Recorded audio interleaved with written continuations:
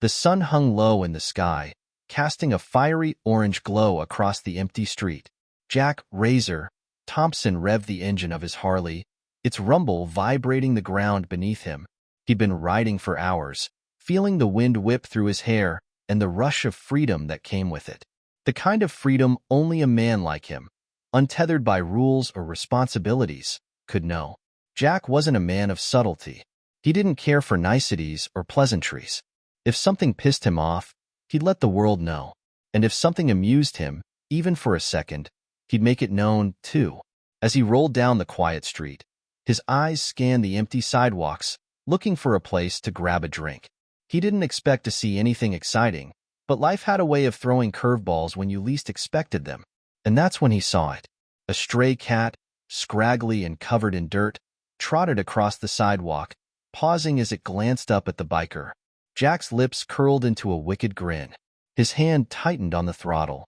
Without a second thought, he kicked out his boot and sent the cat flying a few feet away. The cat yowled in pain, skidding across the asphalt. Jack let out a laugh. "What's the point of a ride if you can't have a little fun along the way?" he muttered to himself, glancing around to see if anyone had witnessed his little act of cruelty. But this time, Jack had no idea what he'd just set in motion. Unbeknownst to him, a car had pulled up to the stoplight just a few feet away, its driver watching the whole thing unfold through the rearview mirror. The car was a sleek, black SUV, a vehicle that screamed success and wealth, the kind that most people would notice and admire if they weren't too busy with their own lives. But the person inside? He wasn't like most people. It was Dwayne Johnson.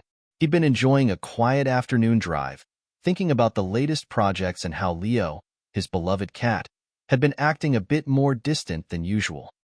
He'd been hoping for a peaceful day, but that all changed in an instant. The sight of the cat flying through the air, yelping in pain, made his blood run cold. It took him a second to realize what had happened, and then another second to recognize the face of the man responsible. Jack Thompson, Razor, the notorious biker who ran in dangerous circles. Dwayne had heard the stories. Everyone had. But he never imagined he'd be standing in the same place at the same time as this man. The hairs on the back of his neck stood up as he gripped the steering wheel tightly. He watched the cat, struggling to stand, limping away from the scene, his fists clenched, but he didn't act immediately. He couldn't. Not yet. Dwayne could have easily ignored it, turned the other way, like most people did when faced with cruelty. But that's not how he was wired. Leo, his cat, meant the world to him. And what Jack had just done wasn't something Dwayne could simply let go. It was a moment that would change everything, for Jack, for Dwayne, and for anyone who found themselves caught in the aftermath. As Dwayne shifted the car into park and stepped out, his eyes never left Jack, who was revving the engine and about to take off. "Hey!" Dwayne's voice boomed across the quiet street. Jack froze, his head snapping toward the sound. Dwayne was tall, broad, and unmistakable. No one would confuse him for just another man on the street. Jack blinked, his sneer faltering for a split second. "What's this? The big guy wants to say something to me?" Dwayne didn't back down. "That's your cat, huh?" he asked, pointing to where the injured animal had limped off. "You think it's funny to hurt something weaker than you?" Jack scoffed, revving his bike harder. "It's just a damn cat. You're gonna make a big deal out of it?" The tension in the air could have been cut with a knife. Dwayne stood there for a moment, letting the silence speak louder than words ever could. Jack was a man who clearly wasn't afraid of anyone, until now. But what Jack didn't know was that this wasn't some random guy he could intimidate. This was Dwayne Johnson, and he didn't take lightly to bullies. "Listen, man," Dwayne's voice lowered, like the calm before a storm. "You don't know me, but I'm giving you a chance to walk away from this. Apologize. Go to the damn vet and make it right." Jack laughed again, a deep, mocking sound. "Make it right? You're out of your mind." Dwayne's jaw clenched. He wasn't about to stand by while some reckless idiot hurt something innocent for kicks. Not today. The challenge was on, but Jack didn't even know it yet. Hit subscribe and leave a comment with where you're watching from. This story might just spark a new beginning. What's one thing that always pushes you forward, even when things get tough? Jack Razor Thompson had never been a man of finesse or kindness. His reputation as a ruthless biker was built on actions, not words. People who saw him coming didn't bother with pleasantries. They just stepped aside. Born and raised in the gritty underbelly of a Midwestern city, Jack had learned early on that survival meant dominating. His father, a no-good drunk who bounced in and out of prison, had abandoned him before Jack even knew what it meant to have a father. His mother? Well, she was too lost in her own battles to care about her son. The streets raised Jack, toughening him up in ways that left scars, both physical and emotional. By the time he was old enough to swing a bat, he was already swinging it to make a name for himself. At 18, he got his first Harley, and with it, a taste of real freedom. The bike was more than just a machine. It was his escape from a world he didn't belong to, a world that didn't offer much to people like him. It was on that Harley that Jack found his true self, a self that thrived on chaos, unpredictability, and dominance. Riding became his church, and the open road, his sanctuary. He was the leader of a notorious biker gang, the Iron Wolves, a group known for their violent ways and shady dealings. Jack wasn't just their leader, he was their king. And the town? It was his kingdom, one that he ruled with an iron fist. Anyone who crossed him had to face the consequences. It wasn't that Jack was inherently evil, not in the way some might think. No, he was just a man hardened by a life that taught him only one thing. Look out for number one. The world owed him nothing, and if he had to take it by force, so be it. His gang members followed him out of fear and admiration, but mostly fear. They'd seen what happened to those who stepped out of line. They'd seen Jack fight his way out of trouble, bloodied and bruised, but always standing. He never backed down, and that made him a god in the eyes of his followers. They didn't question his decisions. They just did what they were told. But today, something felt different. Jack had no idea why, but when his boots had connected with that cat, something in the universe had shifted. It was as though fate itself had sent a signal that Jack could not ignore. He ran a hand through his unkempt hair, cursing under his breath. His thoughts kept going back to Dwayne Johnson, the guy who'd interrupted him. He had no idea who the hell he was at first. The man was tall, broad-shouldered, and oozed some kind of quiet intensity. The fact that he was in the same neighborhood was strange enough. But when Jack had seen the look in his eyes, the fury, the protectiveness, it was clear that Dwayne wasn't just any guy. It wasn't the first time Jack had caused a stir, but something about this was different. Dwayne Johnson wasn't someone you pissed off without consequences. But Jack wasn't the type of guy who feared consequences. Hell, he thrived on them. If he'd made a mistake, so be it. He could handle whatever came next. And if that meant facing off with some celebrity who thought he could intimidate him, fine by Jack. The whole thing had been a stupid move, kicking a cat for fun, but it wasn't like anyone cared about that. It was just a cat, right? As Jack fired up the Harley, the rumbling engine under him filled the silence. He wasn't about to back down from anything. He didn't care who Dwayne Johnson was. The guy had no business telling him what to do. Jack had been through worse, much worse, and he didn't plan on letting a random celebrity lecture him. But Dwayne's words lingered, gnawing at him in a way that Jack couldn't quite explain. It wasn't fear. No, Jack wasn't afraid of anyone. But there was something in Dwayne's eyes, a kind of conviction. As the Harley roared down the street, Jack barely noticed the kids on the corner watching him ride by, or the old lady who waved at him like she always did. His mind was too preoccupied with the encounter. The Iron Wolves gang had a meeting later that night, and Jack couldn't wait to shake off the tension. He needed to focus on the business at hand, the stuff that actually mattered. He couldn't afford distractions. But as he turned a corner, Jack spotted something out of the corner of his eye, a familiar figure. It was Dwayne again, standing near a parked car, looking in Jack's direction. For a moment, their eyes locked. Jack's grip tightened on the handlebars, but he didn't flinch. He didn't slow down either. Dwayne, though, didn't move. Jack sped past him, feeling the wind tear at his face. He could feel the weight of that stare, burning into his back.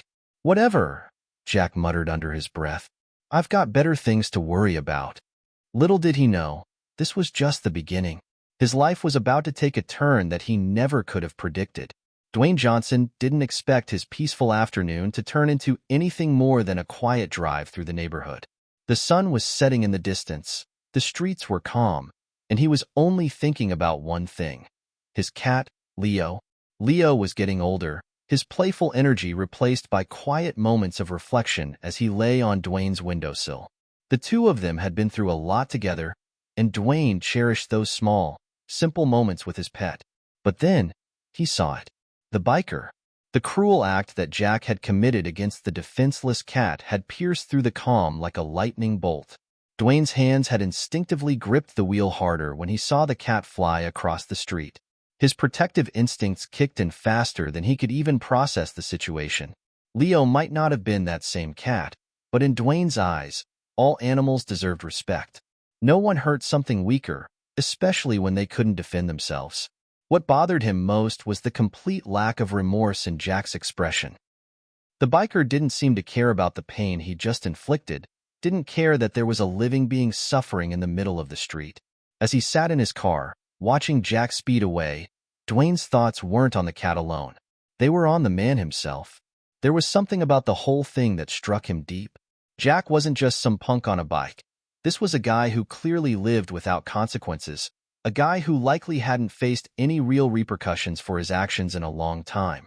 But Dwayne couldn't let it go. He didn't care who Jack was or what reputation he held. He couldn't ignore what he'd just witnessed. After a few moments of sitting frozen in the car, Dwayne put the vehicle in park and stepped out, heading toward the street. His legs were steady, his stride purposeful. He wasn't afraid, but he was furious. There was an unmistakable edge to his every step, a quiet storm building in his chest. Leo, his cherished companion, was a symbol of everything Dwayne believed in: gentleness, loyalty, and the ability to find peace in a chaotic world. As Dwayne walked down the street, his thoughts began to focus more sharply on what he had to do next. He wasn't going to let this go, but there was a careful balance to strike. Confronting a guy like Jack Thompson head-on could easily go sideways. Dwayne was no stranger to conflict, but violence was never his first choice. When he reached the spot where the cat had been kicked, he crouched, inspecting the pavement for signs of the animal. Sure enough, Leo's paw prints were visible, leading away from the street and toward the bushes near the sidewalk. The poor thing had limped off, clearly disoriented but alive. Relieved that Leo wasn't seriously hurt, Dwayne quickly scanned the area, looking for any sign of Jack. He could still hear the roar of Jack's Harley in the distance, and a slow fury began to build in his chest. Dwayne wasn't a man who threw around threats lightly, but something about this felt personal. No one hurt an animal like that, not while he was around. As he turned to walk back toward his SUV, his mind raced through options.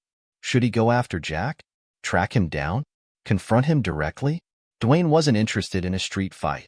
That would only escalate things and bring the attention of the local law enforcement. But Jack had crossed a line, and the more Dwayne thought about it, the more he felt that doing nothing wasn't an option. His phone buzzed in his pocket, interrupting his thoughts. He pulled it out and saw that it was a text from his agent. A new movie project. Some meetings scheduled for next week. His thoughts momentarily drifted to his career, but then he caught himself. There was no way he could focus on business until he dealt with this. He couldn't shake the image of the cat, the way it had yelped in pain, or the satisfaction that had seemed to light up Jack's face after the kick. It was as if Jack didn't even view the cat as a living being. Dwayne's mind was made up. He needed to make sure Jack knew that actions like that had consequences. The question, though, was how to do that without getting into a full-blown confrontation. He wasn't going to play Jack's game. Dwayne had spent enough time in the spotlight to know how to deal with egos like Jack's, how to disarm them with words, not fists. But still, the tension was thick in the air. Dwayne was about to meet a man whose reputation was built on fear, and fear alone wasn't something that worked on him. As he slid into his car and started the engine, he took a deep breath. There was no backing down now.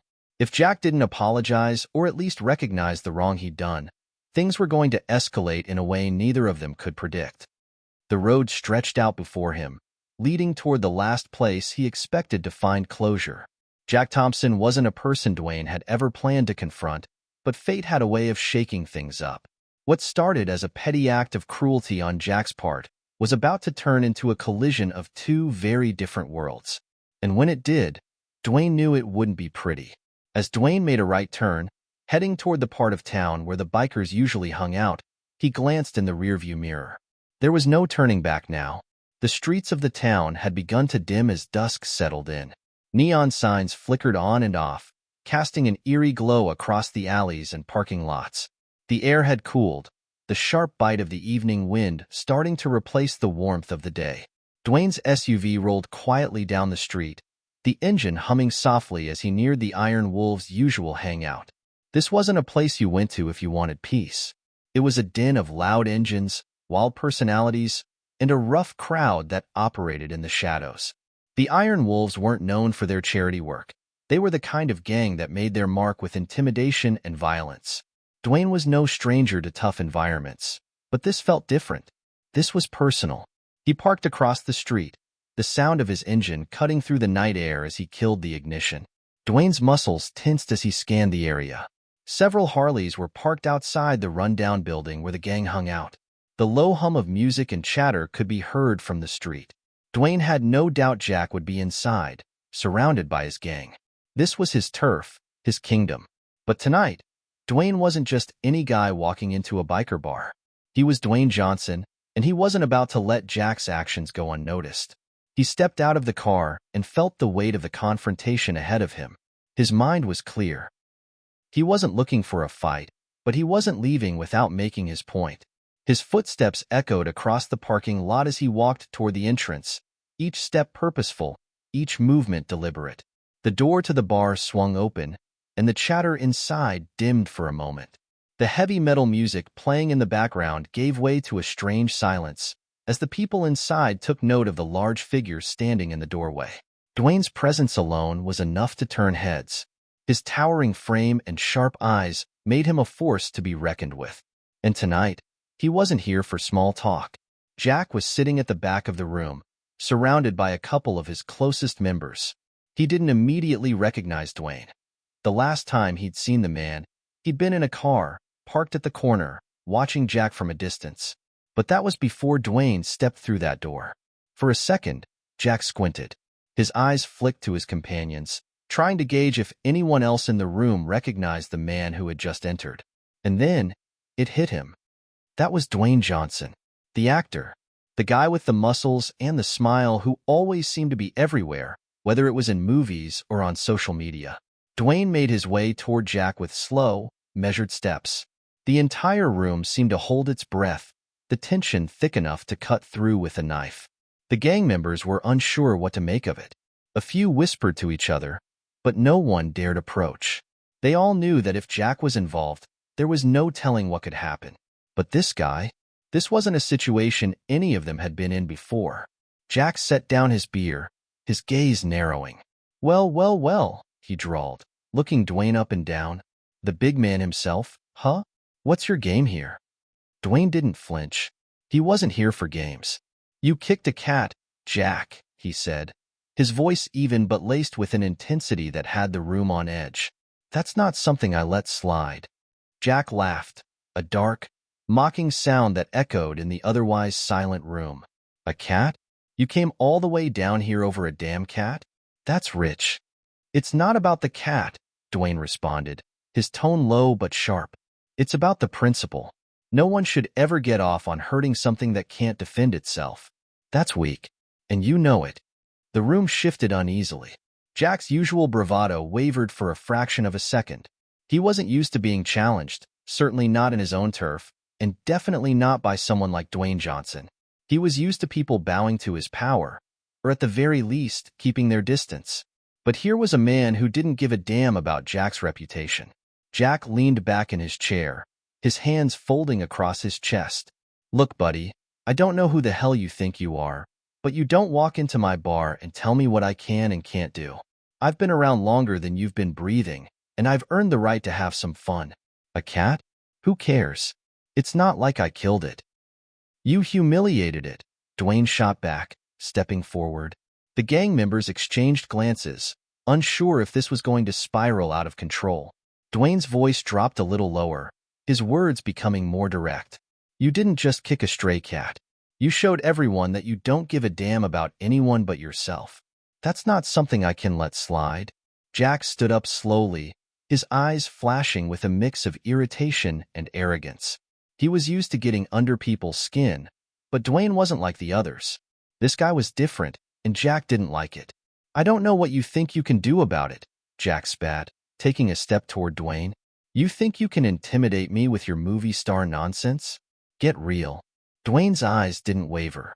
I'm not here to intimidate you. I'm here to make sure you understand that people like you don't get to do whatever they want without consequences. The room was now holding its collective breath. Even the toughest guys in the bar could feel the tension crackling in the air, and they all knew something was about to happen. But would it be a fight? A war of words? Or would Dwayne walk out of there with something more valuable than any punch could deliver? Jack stared Dwayne down, a battle of wills that seemed to stretch on for eternity. But in the end, Jack was the first to break the silence, his lips curling into a twisted grin. All right, big guy, you want to make a point? Jack said, his voice dripping with sarcasm. Then prove it. Dwayne didn't back down. You'll regret this, Jack. I'm not leaving until I know you've learned something. The air in the bar felt suffocating as Jack and Dwayne locked eyes, neither one willing to break their stare. The room was filled with the murmurs of Jack's gang members, but their words were lost in the thick atmosphere that surrounded the two men. The tension was almost physical, crackling in the space between them, as though the very air was charged with electricity. Jack's smirk only deepened. You're a tough guy, aren't you? He sneered, crossing his arms over his chest. But let me tell you something, Hollywood. Around here, we do things our way. We don't need some pretty boy actor telling us what's right or wrong. You want to throw your weight around? Fine. But you're on my turf now. Dwayne didn't flinch. I'm not here to fight you, Jack. I'm not here to throw my weight around either. I'm just here because I won't let what you did slide. His voice was calm, measured, and in it, there was a quiet strength that seemed to unsettle Jack more than any shouting could. Jack laughed darkly, looking around at his crew. Oh, you're cute. You know that? You came in here, acting like you're going to teach me a lesson. He turned back to Dwayne, his grin turning into something more dangerous. You think you're going to make me feel bad for what I did? Newsflash, buddy, I don't care. Cats come and go. People I can handle. So, go ahead. Do your worst. The words hung in the air, taunting Dwayne, daring him to step up and do something. The room waited for Dwayne's reaction, the gang members almost eagerly watching the tension unfold like a fight waiting to happen. Dwayne took a deep breath. He knew this wasn't about winning a physical fight. It was about making Jack realize the weight of his actions. But there was a certain rawness to Jack's challenge, a defiance that couldn't be ignored. With a deep exhale, Dwayne finally took a step back and let his shoulders relax. I'm not going to beat you up, Jack. I'm not going to fight you. His words cut through the air, the unexpected calmness of his tone catching Jack off guard. Jack blinked, his sneer faltering for a second. This wasn't the response he'd expected. Most people who stepped into his territory were ready to throw punches or shout insults back. But Dwayne wasn't just any guy. Dwayne was measured, controlled, and that made Jack feel uneasy. I'm here to show you something, Dwayne continued, his voice low but firm. Something you've clearly never understood. He stepped forward again, this time a little closer. I know what it's like to be misunderstood. I know what it's like to get knocked down and have people look at you like you're nothing. But I've also learned what it takes to rise above it. You don't have to be a bully to prove you're strong. You don't have to hurt others to feel powerful. For a moment, Jack just stood there, his arms uncrossed, his expression unreadable. The words, though simple, seemed to land harder than any punch could have. There was no bravado in Dwayne's speech, no showmanship, just honesty. A sudden quiet settled over the room. The bikers exchanged glances, unsure of how to react. They weren't used to seeing someone like Dwayne in their space, let alone hear him speak with such authority. Jack, usually the center of attention, suddenly felt a pang of discomfort. This wasn't how it was supposed to go. He was supposed to be the one in control, not this giant of a man who spoke with the quiet strength of someone who had already won. Jack shifted, clearing his throat. What? You think you're some kind of hero now? His voice was still defiant, but there was a flicker of uncertainty behind it. Dwayne shook his head, the corner of his lips lifting in the faintest smile. No, Jack. I'm not a hero. I'm just a guy who knows that strength isn't about how much you can hurt others. It's about how much you can lift them up. And right now, you're just bringing everyone down. Not just that cat, but yourself too. There it was again, the shift in the atmosphere. Jack's bravado was crumbling, bit by bit, under the weight of Dwayne's words. The bikers in the room weren't sure if they were witnessing a fight or some kind of intervention, but they were beginning to realize that this wasn't just some random celebrity challenging their leader. This was something bigger. Jack opened his mouth, ready to retort, but for the first time, the words didn't come. His mind was racing, unsure of how to respond. He wasn't used to this. People didn't confront him like this. He'd always been the one who made the others uncomfortable, not the other way around. The silence stretched on, heavy and suffocating, until finally, Jack exhaled slowly, shaking his head. You really think you've got all the answers, don't you? His voice was quieter now, a mix of annoyance and something else. Something like regret, though he wouldn't admit it. Dwayne didn't push further. He could see that Jack wasn't ready to fully acknowledge what he'd done, but the seed had been planted, and that was enough. I don't have all the answers, Jack, Dwayne said softly, turning to leave. But I do know this. Life's too short to be someone's bully. You've got a choice. You can keep walking down this path, or you can change.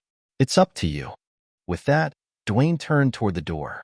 The eyes of every person in the room were on him as he left, and Jack was left standing there, his mind racing with the echoes of Dwayne's words. The ride back to his place felt like a long one, each minute stretching longer than the last. Dwayne's thoughts were racing, replaying the encounter over and over in his mind. He didn't expect Jack to change overnight, but he hoped he'd made an impression. That was the thing with people like Jack. Sometimes, you had to plant a seed and let it grow, even if it took time to take root. The night had settled into its usual rhythm by the time Dwayne parked his SUV in the driveway. The cool breeze ruffled his hair, and the distant sound of traffic hummed in the background. As he stepped out of the car, the weight of the day seemed to lift a little, but there was a nagging feeling at the back of his mind. This wasn't over. He walked toward the door, but then his phone buzzed in his pocket. Dwayne pulled it out, his heart skipping a beat when he saw the message on the screen. You made a big mistake, big guy. You think you can talk to Jack like that and just walk away? We don't forget. It was a text from an unknown number, but Dwayne didn't need to guess who it was from. The message was clear. Jack wasn't the type to let things slide. Dwayne's jaw tightened, but he didn't let the anger take hold. He was used to threats. He'd been in the spotlight long enough to know that not everyone was going to love you. But this was different. This wasn't some random troll online. This was a gang that had a reputation for making problems disappear, and it seemed like they were about to make him their next problem. He typed a quick reply. You want to come at me, Jack? Fine. But you know where I stand. There's no going back now. He hit send and let out a deep breath. Dwayne wasn't sure what Jack would do next, but he knew one thing for certain. This wasn't just about a cat anymore. It was personal. And when someone like Jack made things personal, you had to be ready for whatever came next. Dwayne entered his house, still holding onto the phone as he moved into the living room. Leo, his cat, was curled up on the couch, purring softly as he watched Dwayne enter. The sight of his pet helped calm him. At least for now, he knew Leo was safe. But he couldn't ignore the threat hanging in the air. Jack wasn't going to just forget about what had happened, and Dwayne wasn't going to let this go either. He dropped his keys on the table and sat down, running a hand through his hair. What now? He couldn't stay cooped up in his house waiting for Jack's next move. No, he had to stay ahead of this, figure out how to handle it without things escalating too quickly. The phone buzzed again, this time with a new message. You'll regret this. I'll make sure of it. Dwayne stared at the words, his fingers tightening around the phone. The threats were becoming clearer, more direct. Jack wasn't playing around anymore. But Dwayne wasn't the kind of person to back down, not when it came to standing up for what was right. He exhaled slowly, tossing the phone on the coffee table. His mind was already working through possible scenarios. He had the resources to protect himself if it came down to that. His security team, his connections, he wasn't just a public figure with a fancy life. He had the means to take care of business when necessary. But this wasn't about security or hiring bodyguards. This was about sending a message. Jack needed to understand that there were consequences for his actions, no matter how many people stood behind him. Dwayne walked over to the window and stared out at the quiet street, the city lights casting long shadows across the pavement. He thought about the man he'd seen that night, the biker who had kicked a defenseless animal for no reason other than to get a laugh.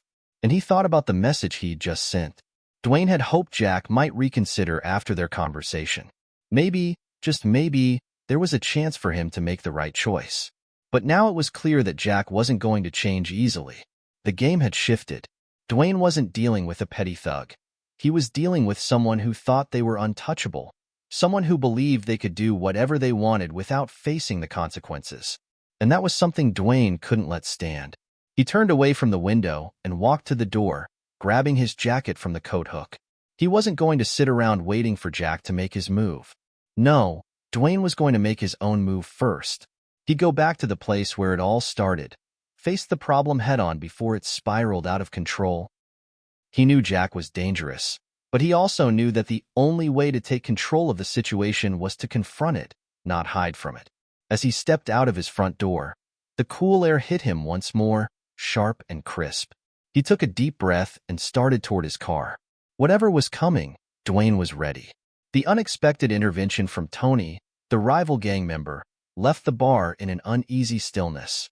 The bikers in the room, who had been ready to back up Jack in a confrontation, now found themselves caught in the middle of an unfamiliar power dynamic. Tony had a reputation for being unpredictable, and it was clear that his arrival had thrown Jack off balance. Dwayne didn't take his eyes off Jack. He knew this moment was crucial. He had to keep the pressure on. If Jack and his gang were going to respect him at all, they needed to understand that Dwayne wasn't someone they could intimidate. But Tony's arrival complicated things. It was clear that whatever was about to happen next wasn't just between him and Jack anymore. There were bigger forces at play, and Dwayne wasn't sure if he could navigate them as easily as he had the confrontation in the bar. "Tony, what the hell do you think you're doing?" Jack finally broke the silence, his voice low and menacing. Tony's calm demeanor contrasted sharply with Jack's rising anger. He stepped further into the bar, his gaze scanning the room, as though assessing his surroundings. "I'm doing what needs to be done," Tony replied simply, his voice even. "You've been stirring up trouble, Jack. It's not just Dwayne here, you know? You've pissed off a lot of people." Jack's face flushed with a mix of disbelief and frustration. His usual arrogance seemed to waver for the first time. "You think you can come in here and tell me what to do? This is my territory, Tony.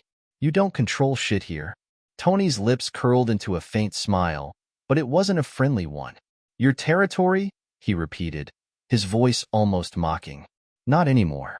Not if you keep making enemies out of the wrong people."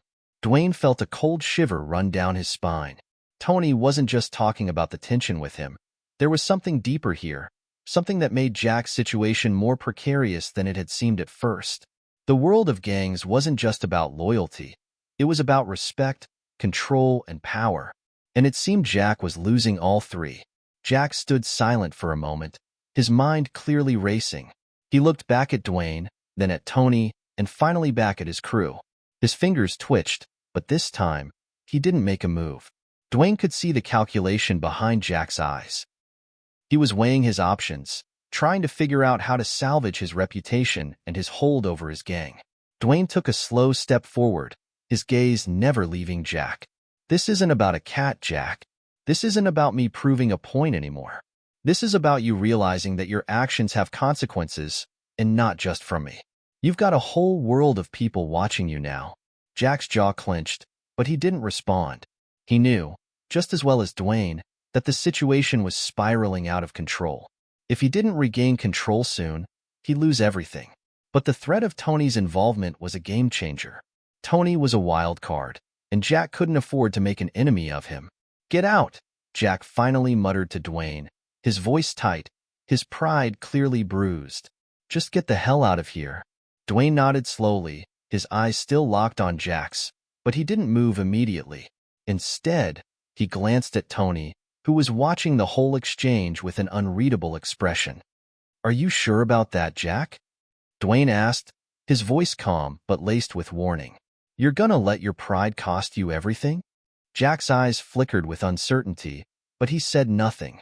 He just nodded at his men, signaling that the conversation was over.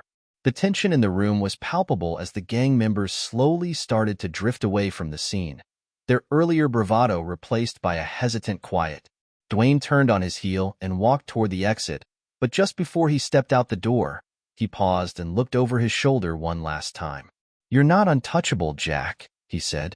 "You're just another guy with a lot of enemies. Don't forget that." With those final words, Dwayne left the bar, the door swinging closed behind him.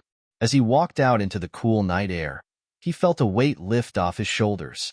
The confrontation had been tense, but it was over, for now. He had made his stand. He had given Jack the chance to reconsider, and he had shown the world that he wasn't someone to be messed with. But as Dwayne made his way back to his car, the nagging feeling in his gut didn't go away. This wasn't over. Far from it. Jack had a reputation to maintain, and he wasn't going to take this slight lying down. Dwayne knew that whatever came next wouldn't be pretty, but he was ready for it. He had no intention of letting Jack or anyone else push him around. As Dwayne climbed into his SUV and started the engine, his phone buzzed again, pulling him from his thoughts. He picked it up, his heart rate quickening when he saw the message.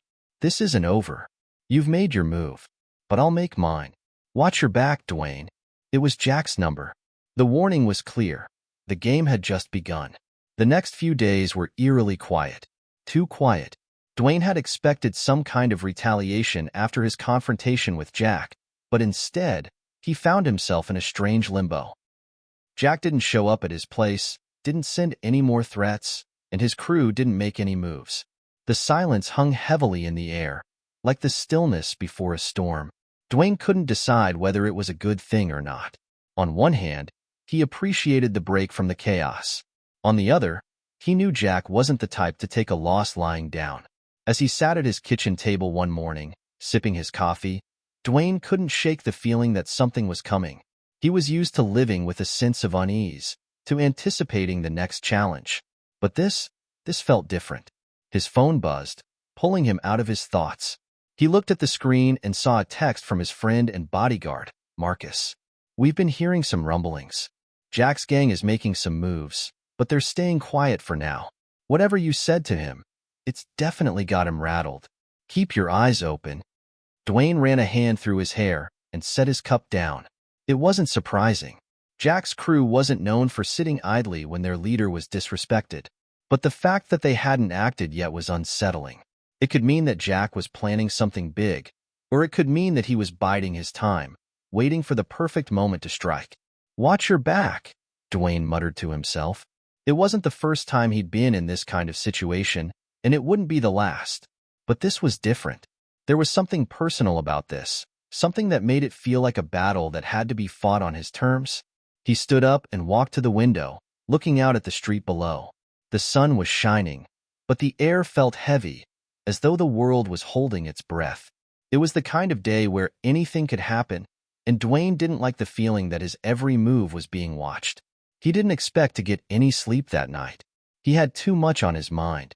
But sleep was overrated, especially when you were up against someone like Jack. As the day wore on, Dwayne's thoughts drifted back to his conversation with Tony. The man had been a wild card, and while Tony had made it clear that he wasn't on Jack's side, Dwayne knew better than to trust someone just because they'd helped him in a moment of need. Tony had his own agenda, and Dwayne didn't want to get caught in the middle of whatever that might be. Tony's presence had shifted the balance, but Dwayne wasn't sure in whose favor the scales were tipping. It wasn't until that evening, when Dwayne was relaxing at home, that the storm finally hit. His phone buzzed again, this time with a call from Marcus. Dwayne answered immediately. "Talk to me," he said, his voice steady. "Dwayne," Marcus said, his tone urgent. "We've got a problem. Jack's making a move. He sent a few of his guys to the area. They've been staking out your neighborhood. It looks like they're planning something. Maybe a hit, maybe a warning. But whatever it is, it's not good." Dwayne's pulse quickened. He knew the moment had come. Jack had decided to make his move, and it was happening now. "Where are they?" Dwayne asked, standing up and grabbing his jacket from the back of the chair. "They're at the corner of your street, by the park. A black van, low profile. They've been sitting there for the past hour." Dwayne's mind raced as he formulated a plan. He wasn't about to let Jack make the first move this time. He'd been waiting for this moment, and now that it was here, he needed to be ready. He was used to dealing with threats, but the fact that this was personal added a level of danger that he couldn't ignore. "I'll take care of it," Dwayne said, his voice calm, though his heart was pounding in his chest. "Stay close, but don't engage unless I say so. I'll handle it." After hanging up, Dwayne grabbed his keys and walked out the door. His SUV was parked in the driveway, but he didn't drive it. Instead, he took his motorcycle from the garage, a black beast of a bike that roared to life as he twisted the throttle. The bike wasn't just a mode of transportation. It was his edge, his ability to move quickly and stay ahead of the game. He could get in and out of tight spots faster than anyone else. As he sped through the quiet streets, the wind in his face, Dwayne's mind was sharp, focused. He knew that the van Marcus had described was just the beginning. Jack wasn't dumb. He'd sent his guys out for a reason, but they weren't expecting Dwayne to respond this quickly. When he reached the corner of the street near the park, he slowed down, scanning the area for any sign of the black van. It wasn't hard to spot. There it was, parked at the curb, the engine running but the lights off. Dwayne circled the block once, keeping a low profile. He knew this was his chance to get the upper hand. He pulled up to a nearby alley, cut the engine, and waited. There were 3 men in the van, 2 of them sitting in the front while the third was in the back, keeping watch. Dwayne could see their silhouettes through the tinted windows. They were waiting, watching, probably underestimating the threat Dwayne posed. It was time to move. Dwayne hopped off the bike and crouched behind a dumpster, his movements swift and silent. He pulled a small, tactical flashlight from his jacket pocket and flicked it on, shining it briefly at his phone screen to confirm the position of the van. Then, with careful steps, he made his way closer, moving through the shadows like a predator on the hunt. His heart raced as he got closer to the van, but his focus remained razor-sharp. He needed to make this count. One wrong move and Jack's guys could turn the tables on him. He waited for a moment when the back door of the van opened, just enough for him to slip inside without being seen. Then, in a blur of motion, Dwayne sprang into action. He pulled open the van's door and slammed it shut behind him before any of the men could react. The 3 men inside looked up in shock, their faces registering disbelief as Dwayne stood in the doorway, his presence commanding the room. "I think it's time we had a little chat," Dwayne said, his voice cold and steady. The black van's interior was cloaked in shadows, but Dwayne didn't need light to make his presence known. The 3 men inside froze, their eyes widening in shock as he stood in the doorway, his silhouette cutting a menacing figure against the faint glow of the streetlights outside. For a brief moment, the tension was suffocating. Dwayne didn't give them a chance to react. The air inside the van was thick with the stench of sweat and tension. The men, clearly not expecting an attack, fumbled for their weapons, sluggish and uncoordinated. But Dwayne was faster. The first guy, a burly man with a scruffy beard, made a move for his gun. Dwayne's reflexes were sharp, and with one fluid motion, he knocked the gun from his hands and shoved him back into the van's interior. The man hit the floor with a grunt, knocking into the others in a scramble. The element of surprise was on Dwayne's side, and he wasn't about to let it slip. "Don't make this worse," Dwayne warned, his voice steady but filled with a cold fury that sent a shiver down their spines.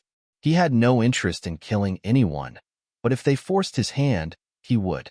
The second man, lanky and nervous, reached into his jacket, pulling out a knife, but Dwayne already had him pinned against the van wall before he could make a move. With a firm grip, Dwayne twisted the man's wrist, forcing the knife to the floor. The man gasped in pain, but Dwayne's eyes remained locked on him, unblinking. "Last warning," Dwayne said, his tone low and dangerous. "You don't want to see what happens next." The third man, the driver, was still fumbling for his own weapon. But Dwayne was quick. He spun around, using his leg to kick the man's hand away from the gun before grabbing him by the collar and yanking him out of the front seat. The man collided with the floor of the van, his eyes wide in terror as he looked up at Dwayne. "I'm not here for a fight," Dwayne said, his gaze unwavering. "I'm here to send a message." The men looked at each other, their faces filled with confusion and fear. They knew Dwayne wasn't some street thug they could easily overpower, but they were still trying to figure out exactly who he was and what he wanted. The tension between them was thick enough to cut with a knife, but Dwayne remained calm, a predator in control of the situation. "Tell Jack," Dwayne began, speaking slowly and with intent, "that I'm not some rookie in this game. He sent you here thinking you could intimidate me, thinking that I'd back down. But that's not happening. Not now. Not ever." He paused, his eyes scanning the men's terrified faces. "You tell him to back off. If he wants to keep this between us, fine.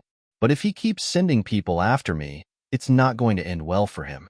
The men, silent and stunned, nodded quickly, too scared to say anything. They weren't in any position to argue, and they knew better than to cross someone like Dwayne. After a few seconds, Dwayne let go of the man on the floor and pushed him toward the back of the van, forcing the group to sit quietly as he backed away. "You're free to go," Dwayne said, turning on his heel. "But you won't be working for Jack anymore. I'll make sure of it." The men didn't need to be told twice. They scrambled out of the van in a panic, making a beeline for the shadows and disappearing into the night. Dwayne watched them go, but his thoughts were already elsewhere. This wasn't just about these guys. It was about Jack, and the fact that Jack was clearly taking things to a much darker level. This wasn't just a petty grudge anymore. It was war. Dwayne stood there for a moment, the sound of his own breathing filling the silence of the alley. His mind raced with the implications of what had just transpired. He had just sent a clear message to Jack, but he knew Jack wouldn't stop. Not after this. If anything, this was just the beginning. As he mounted his bike and revved the engine, Dwayne knew that he had just taken a dangerous step into a game that had no rules. But he was prepared. He had to be. His phone buzzed again as he sped out of the first guy, a burly man with a scruffy beard, made a move for his gun. Dwayne's reflexes were sharp, and with one fluid motion, he knocked the gun from his hands and shoved him back into the van's interior. The man hit the floor with a grunt, knocking into the others in a scramble. The element of surprise was on Dwayne's side, and he wasn't about to let it slip. "Don't make this worse," Dwayne warned, his voice steady but filled with a cold fury that sent a shiver down their spines. He had no interest in killing anyone, but if they forced his hand, he would. The second man, lanky and nervous, reached into his jacket, pulling out a knife, but Dwayne already had him pinned against the van wall before he could make a move. With a firm grip, Dwayne twisted the man's wrist, forcing the knife to the floor. The man gasped in pain, but Dwayne's eyes remained locked on him, unblinking. "Last warning," Dwayne said, his tone low and dangerous. "You don't want to see what happens next." The third man, the driver, was still fumbling for his own weapon, but Dwayne was quick. He spun around, using his leg to kick the man's hand away from the gun before grabbing him by the collar and yanking him out of the front seat. The man collided with the floor of the van, his eyes wide in terror as he looked up at Dwayne. "I'm not here for a fight," Dwayne said, his gaze unwavering. "I'm here to send a message." The men looked at each other, their faces filled with confusion and fear. They knew Dwayne wasn't some street thug they could easily overpower, but they were still trying to figure out exactly who he was and what he wanted. The tension between them was thick enough to cut with a knife, but Dwayne remained calm, a predator in control of the situation. "Tell Jack," Dwayne began, speaking slowly and with intent, "that I'm not some rookie in this game. He sent you here thinking you could intimidate me, thinking that I'd back down. But that's not happening. Not now. Not ever." He paused, his eyes scanning the men's terrified faces. "You tell him to back off.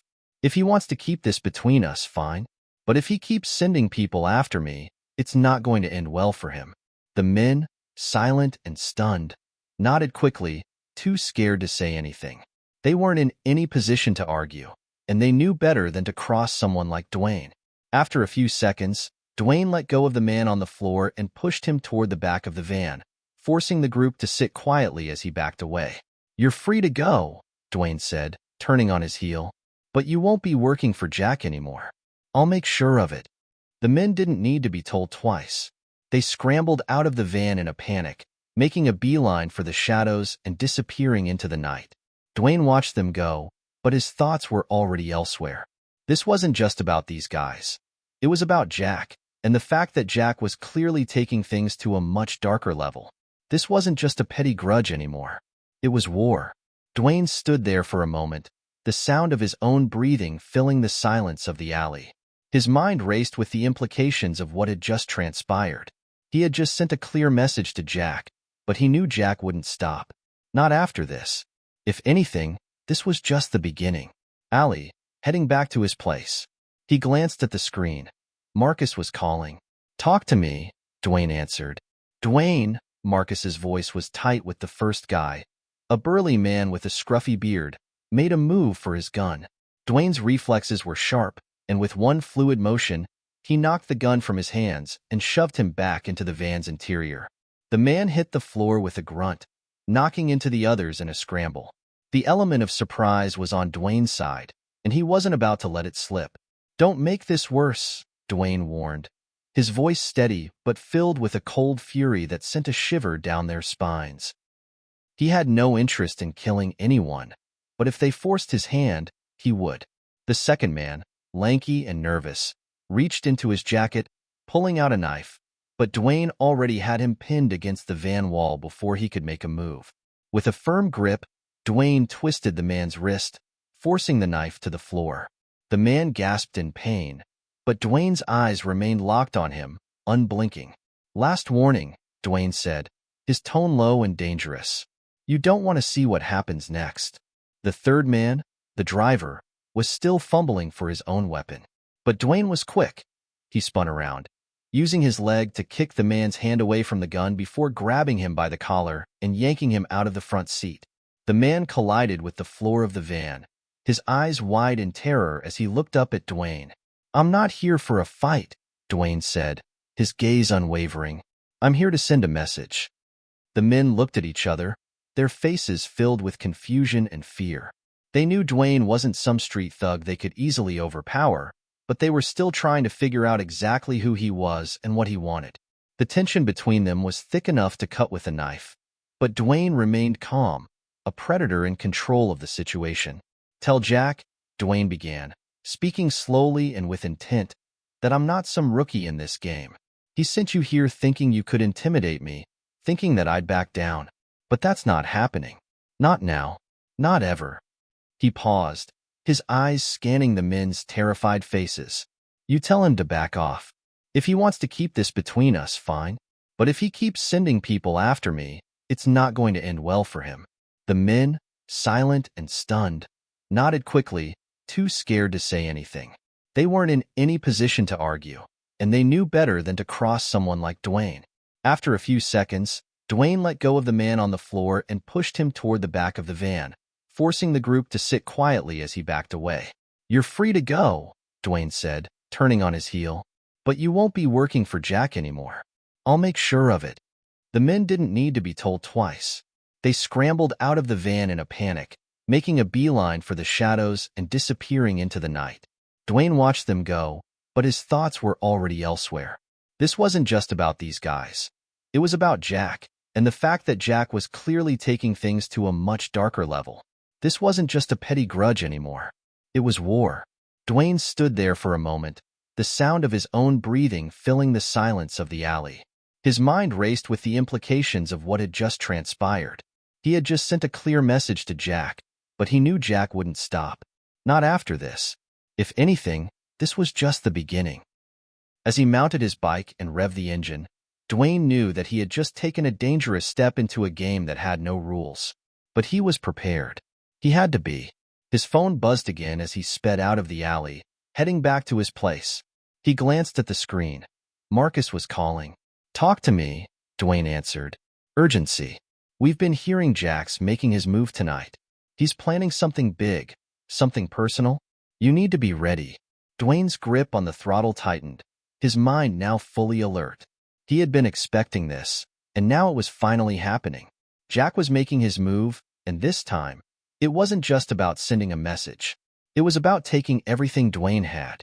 I'm always ready, Dwayne replied, his voice steady. Tell the crew to stay sharp. This is just the beginning. He ended the call, his eyes scanning the road ahead of him. He could feel the tension in the air, a sense of urgency hanging over him like a storm cloud. Whatever Jack had planned, Dwayne wasn't going to sit back and wait for it to come to him. He was going to meet it head-on. The streets blurred beneath him as he sped toward his destination, the roar of his bike echoing in the quiet night. He wasn't afraid of Jack. He was afraid of what would happen if he let his guard down, even for a second.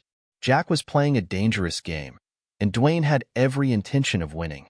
The next day, the tension in the air felt even heavier. Dwayne couldn't shake the feeling that Jack was planning something big, something more than just a retaliation. As he walked through his front door and into his living room, he saw Marcus pacing, his face tense. It was rare for Marcus to show any sign of unease, so Dwayne immediately knew that whatever news Marcus had wasn't good. "Talk to me," Dwayne said, his voice low and calm, though his mind was racing. Marcus turned, his eyes narrowing. "You were right. Jack's not just messing around. He's getting desperate. I've been digging into his crew, trying to find something we can use, and I found something. Something big." Dwayne raised an eyebrow, his interest piqued. "What kind of something?" Marcus hesitated for a moment before speaking again.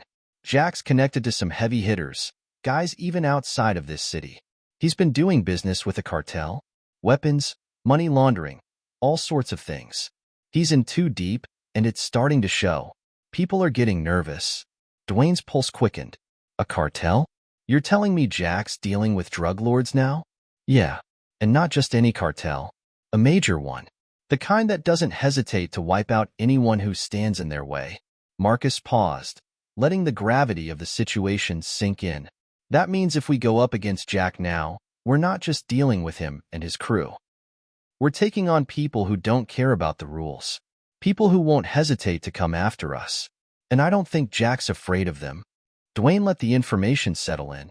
His mind spun with possibilities, the enormity of the situation beginning to weigh on him. He had known Jack was dangerous, but this was something far darker. He wasn't just fighting for control of the streets anymore. Jack had crossed into a realm Dwayne wasn't sure he could navigate. So Jack's already gone too far, and now he's tied to people who will burn everything down if we step in their way, Dwayne said, more to himself than to Marcus. "This is bigger than I thought." Marcus nodded grimly. "Exactly, and it's only going to get worse. Jack's not backing down, and neither are the cartel. I don't need to tell you what's at stake here." Dwayne ran a hand through his hair, his mind working overtime as he pieced everything together.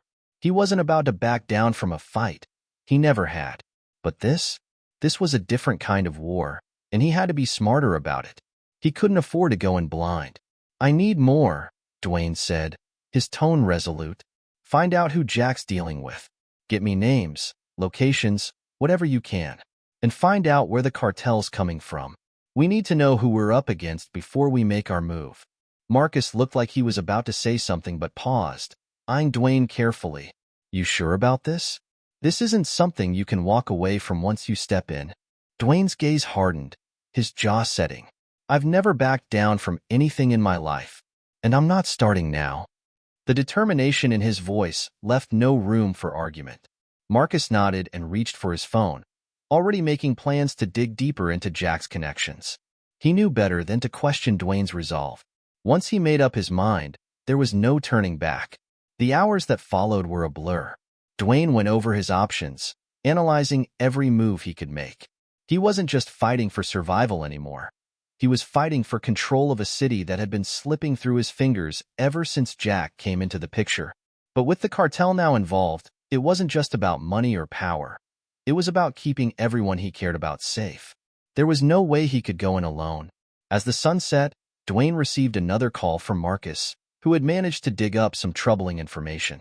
"I found something," Marcus said, his voice tight. "Jack's been making moves with a guy named Carlos Vela. He's the head of the local branch of the cartel, and he's known for being ruthless. If you go up against Jack now, you're not just taking on a gang. You're taking on Vela's entire operation." Dwayne listened, the weight of the situation pressing down on him. He had heard the name Carlos Vela before. He was a shadow, an unseen figure that controlled everything from the shadows. Dealing with him was a death sentence. But this was no longer just about survival. It was about sending a message that no one could ignore. "I've got to deal with him," Dwayne said, his voice unwavering. Marcus hesitated for a moment, then replied, "I'll keep digging, see what else I can find. But be careful. This guy doesn't play by the rules." "Neither do I," Dwayne shot back, already feeling the heat of the coming confrontation. That night, Dwayne couldn't sleep. His mind was constantly turning over the information Marcus had uncovered. Jack's dealings with Carlos Vela meant that his enemies weren't just from the street. They were entrenched in something far bigger, something that would take everything Dwayne had to unravel. But Dwayne knew one thing for sure. This was his fight. No one was going to take his city from him. Jack had already crossed the line, but the cartel had just made things personal, and Dwayne had a way of making people regret crossing him. As the night stretched on, Dwayne prepared. His body was tense, his mind sharp. This fight was far from over, but he would see it through, no matter the cost. Tomorrow, he would take the fight to Jack, and this time, it would be on his terms. The weight of what he was about to face sat heavily on Dwayne's shoulders. Carlos Vela. Just saying the name felt like inviting a storm. Vela was untouchable, his influence far-reaching and lethal. People who crossed him were never heard from again, and here Dwayne was, planning to take him on, alongside Jack and his gang. It wasn't a war he had planned for, but it was one that had come to him whether he liked it or not. This wasn't just about Jack anymore. The cartel was a whole different beast, and it was coming for him whether he was ready or not. And no matter how much preparation he made, Dwayne knew there were things you couldn't control, things that could knock you down when you least expected it. Dwayne spent the rest of the night assembling a plan, but he also knew that plans could fall apart in the blink of an eye.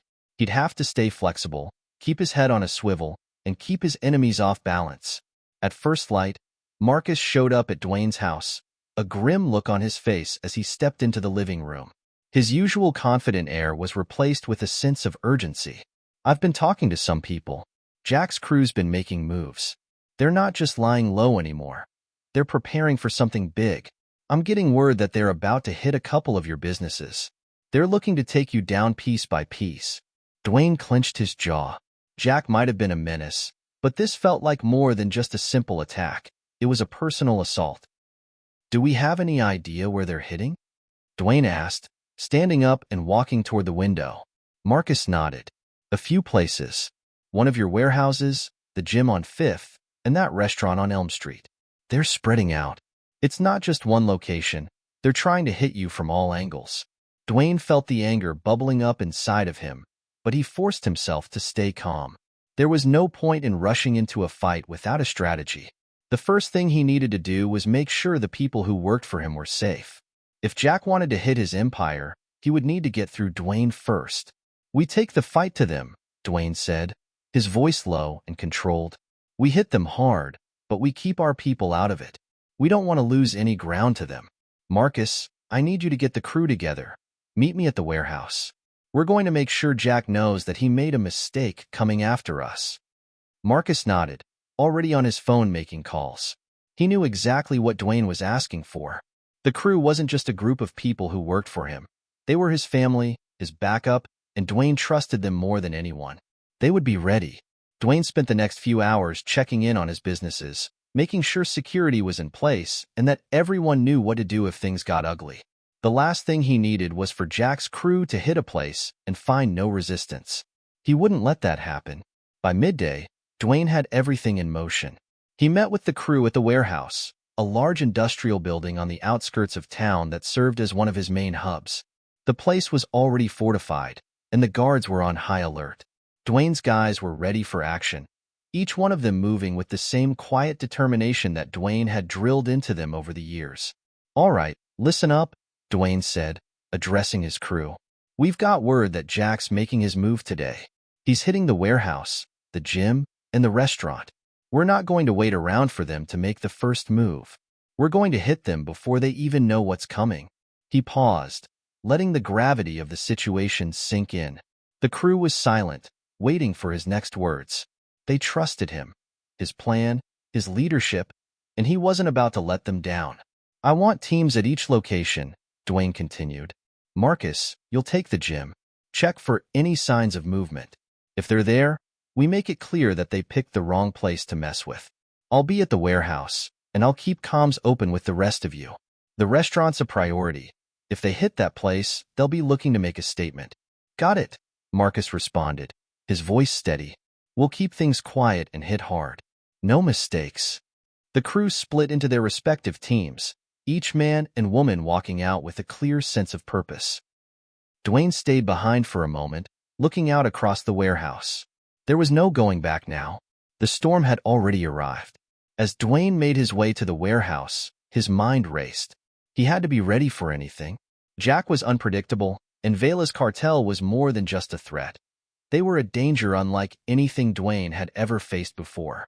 When he arrived, the place was eerily quiet, the kind of silence that made the hairs on the back of his neck stand up. The building was well secured, and Dwayne could tell that Jack's crew hadn't made it in yet. But the calm before the storm only lasted so long. He walked inside, checking the perimeter and ensuring that every entrance was guarded. As he moved deeper into the warehouse, his phone buzzed with a message from Marcus. The gym's clear. No sign of Jack's crew. But something's off. Stay alert. Dwayne didn't like the sound of that, but he didn't have time to dwell on it. He had to stay focused. The crew had to stay sharp. A few moments later, he received another message.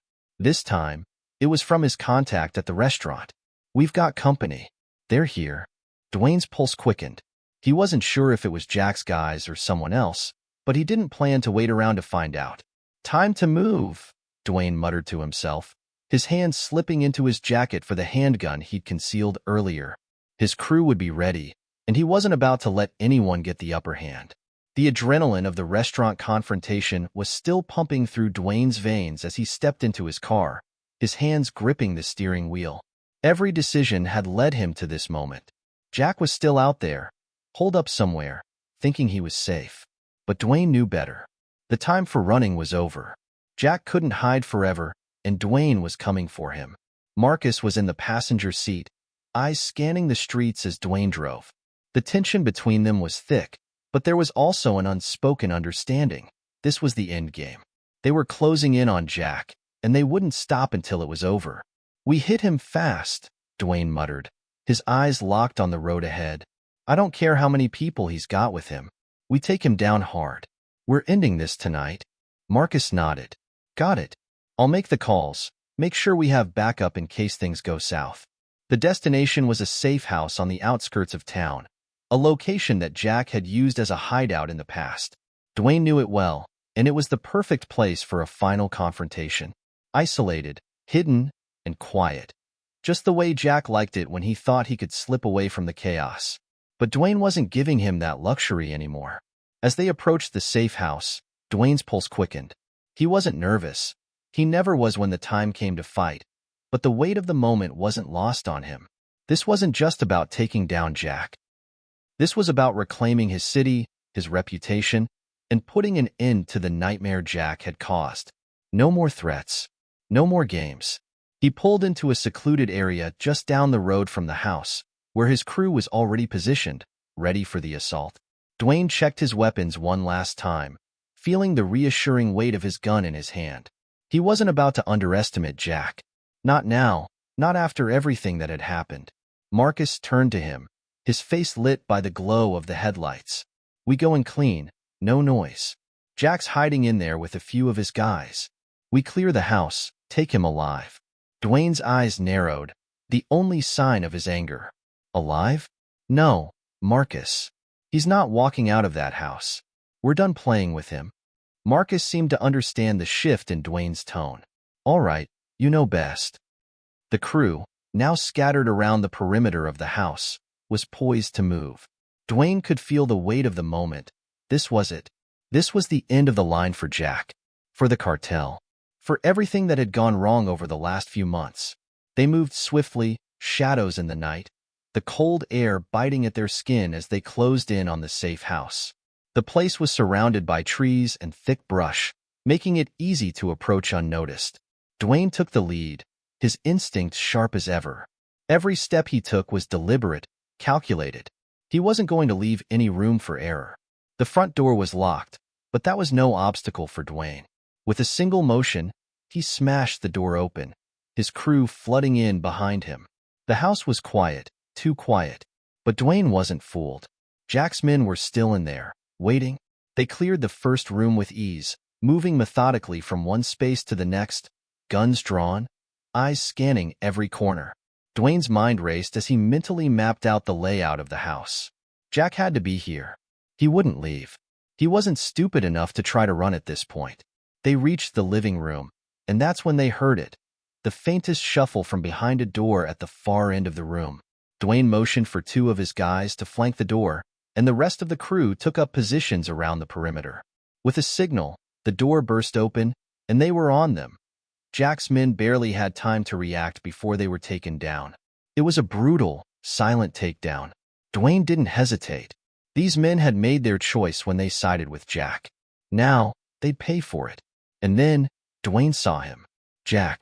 He was cornered, backed up against a wall, his face pale with fear. Dwayne could practically feel the desperation rolling off of him. Jack knew what was coming.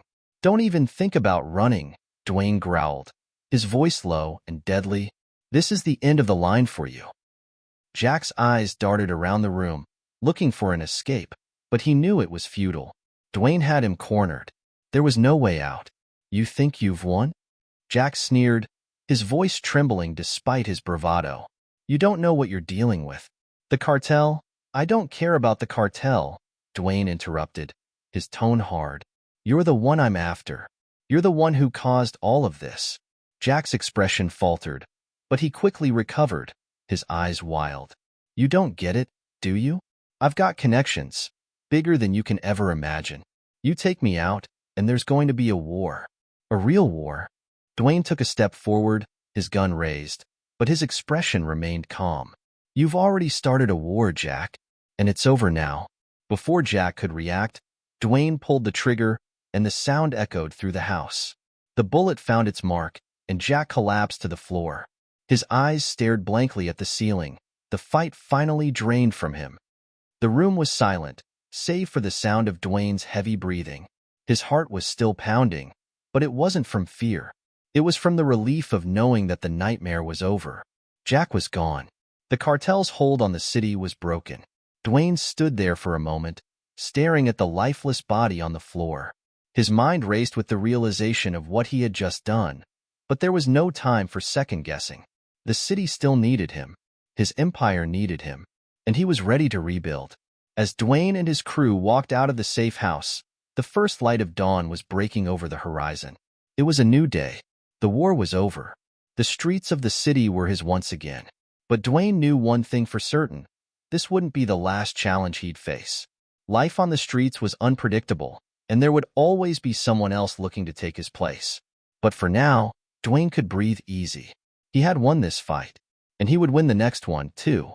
The streets were still buzzing with the echo of gunshots and the chaos of the night before. It had been a long, intense battle to bring Jack down, but now, as the dust settled, a strange calm seemed to settle over the city. The sense of victory, mixed with a lingering tension, hung in the air. Dwayne stood at the edge of his penthouse balcony, overlooking the city he had fought so hard to protect. The sun was rising, casting a warm glow over the skyline. But for Dwayne, the world didn't feel warm. It felt cold, empty, and distant. He had won, yes, but what had he truly gained? He rubbed his temple, feeling the weight of the night's events pressing down on him. He had faced many challenges in his life, deaths, betrayals, battles. But the truth was, none of them had prepared him for this feeling of emptiness after it was all over. It wasn't relief. It wasn't satisfaction. It was just quiet. "Boss," Marcus's voice pulled Dwayne out of his thoughts. He turned around to see Marcus standing in the doorway, a concerned look on his face. "We've got a problem." Dwayne's expression hardened. "What now?" Marcus stepped inside and handed Dwayne a folder. "I ran some checks after the dust settled last night. Jack wasn't just running his own little empire. He had some bigger players involved, people we didn't even know about. Dwayne took the folder, his eyes scanning the documents. The names and connections were like a list of the who's who in the criminal underworld. Cartels, underground networks, corrupt politicians. All of them had ties to Jack. But now that Jack was dead, someone else would have to take his place. The realization hit Dwayne like a punch to the gut. The fight hadn't ended. It had only shifted. There would always be someone waiting in the wings, eager to fill the vacuum left by a fallen kingpin. "Who's next?" Dwayne asked, his voice steady, though his mind was racing. Marcus shook his head. "I don't know yet, but whoever it is, they're going to be worse than Jack. And they're not going to be as easy to take down." Dwayne exhaled sharply. "We deal with that when it comes. For now, we keep our eyes open and wait for the storm to hit." The next few days passed in a blur. Dwayne kept his crew on high alert, knowing that the city was on the edge of a new war. Every move he made felt calculated, deliberate. He couldn't afford to make any missteps now. Jack's death had shaken things up, but it had also opened the door for new threats to rise. Marcus and the crew were still dealing with the aftermath, tying up loose ends. The businesses that Jack had run were now under Dwayne's control, but the transition wasn't smooth. Some of the old players wanted to test him, to see if he was strong enough to hold the reins. Dwayne wasn't about to let that happen. One evening, after a long day of meetings and strategy sessions, Dwayne found himself back at the gym. It was the one place where he could think clearly, where he didn't have to worry about the weight of the world on his shoulders. The gym had always been his sanctuary, a place where he could focus on his own strength, both physical and mental. He threw a punch at the heavy bag, the satisfying thud echoing in the empty room. Sweat dripped down his face as he continued to land blow after blow, his mind lost in the rhythm of the fight. This was the one place where he could control everything, where his thoughts and actions aligned, where he could forget about the complexities of his empire, if only for a little while. A soft noise from the doorway broke his concentration. He stopped mid-punch and turned, his gaze narrowing. "Didn't know anyone else was here," he said, wiping his brow with a towel. It was Nina, one of his trusted allies. She was tough, sharp, and knew how to handle herself in this world. She had been around for years, working with Dwayne to build his empire from the ground up. He respected her, trusted her judgment. Nina gave him a small smile, but it didn't reach her eyes. "You're still pushing yourself too hard. You've got bigger things to worry about than just this." Dwayne leaned against the wall, catching his breath. "I know, but sometimes this is the only thing that makes sense." "I get it," Nina replied, stepping closer. "But you can't keep running from what's coming. We've got to stay ahead of the game. Whoever's stepping up to take Jack's place, they're not going to make this easy. And they're going to come at you harder than anyone you've faced before." Dwayne exhaled, his eyes distant. "I know, but I don't have a choice. This is my fight now. The city is mine to protect." Nina nodded. "Just don't burn yourself out. The last thing we need is for you to crack under the pressure." For a moment, they stood in silence, the weight of their shared understanding settling between them. Dwayne wasn't used to showing vulnerability, but in that moment, with Nina there, he let his guard down just a little. "You're right," Dwayne said quietly. "I'll take a break. But not yet. There's still work to be done." Later that night, Dwayne sat at his desk in his office, the city lights outside his window flickering like distant stars. The reality of what he had accomplished and what lay ahead was starting to sink in. He had toppled Jack, and in doing so, he had inherited everything Jack had left behind. The power, the money, the connections. But it was a heavy burden to bear. Dwayne opened the folder again, reviewing the names and connections Marcus had uncovered. Whoever was trying to fill Jack's shoes was already making moves, trying to grab the pieces of the empire Jack had left behind. Dwayne didn't know who they were yet, but he would find out soon enough. The phone on his desk buzzed, interrupting his thoughts. It was Marcus. "We've got a lead," Marcus said, his voice tight. "It's happening sooner than we thought. The next player, he's making his move tonight." Dwayne stood up, grabbing his jacket. "Where?" "The docks. He's meeting with some old allies. We can't let this slip through our fingers." Dwayne hung up the phone and looked out at the city one last time. There was no more running, no more waiting. The next battle was about to begin, and he was ready. The war was far from over, and Dwayne wasn't going down without a fight. The moon hung high in the sky, casting a pale glow over the silent waters of the docks. The only sounds were the gentle lapping of the waves against the pilings and the distant hum of city traffic. But underneath the calm exterior, a storm was brewing. Dwayne could feel it in his gut. The docks were always a place of shadows and deals. They were a graveyard for the lost. Those who had something to hide, something to gain, or something to lose. Dwayne wasn't surprised to learn that this was where the next threat was planning to make his move. It was the perfect place to hide in plain sight, surrounded by the hustle and bustle of importers, exporters, and smugglers. He parked his car in the alley near the pier and got out, his hand instinctively brushing the holster at his side. The night was quiet, but it felt like the calm before the storm. His crew was already in position, scattered throughout the area, ready for the slightest move. Marcus was close by, his figure silhouetted in the shadows as he approached. He didn't say anything at first, just nodded toward the warehouse at the far end of the pier. That was where they were meeting, where Dwayne would confront the man who was looking to take Jack's place. The man was new to the game, but dangerous just the same. "Everything set?" Dwayne asked, his voice low but firm. Marcus nodded. "We've got eyes on every entrance. No one gets in or out without us knowing. The meeting's happening inside the warehouse. The guy you're looking for, his name's Victor. He's tied to some major players, but no one knows much about him. He's kept a low profile. Until now." Dwayne's eyes narrowed. "What's the play?" "We take him down fast. If he's looking to claim Jack's throne, he's going to fight dirty. We can't let him get comfortable." Dwayne looked out at the warehouse, the large metal structure looming ahead, its windows dark and uninviting.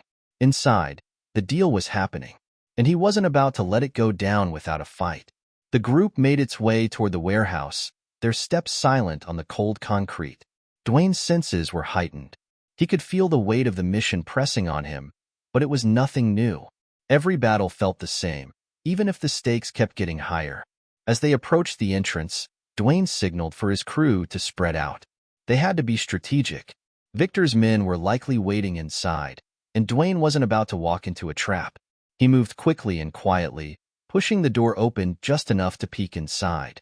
The dim light cast long shadows across the room, and the figures of men could be seen clustered around a table in the center. At the head of the table, a tall, broad-shouldered man sat with his back to the door. "Victor." Dwayne didn't hesitate. With a swift motion, he signaled his crew to move in. The sound of the door crashing open was the only warning they had before chaos erupted. Inside the warehouse, Victor's men scrambled. Dwayne's crew was on them before they had a chance to react. Guns drawn, voices sharp. The fight broke out fast, shots ringing out in the confined space. But Dwayne didn't focus on the chaos around him. His eyes were fixed on Victor. Victor rose from his chair, his hand darting to the gun at his waist, but Dwayne was faster. He was already across the room, closing the gap between them in a matter of seconds.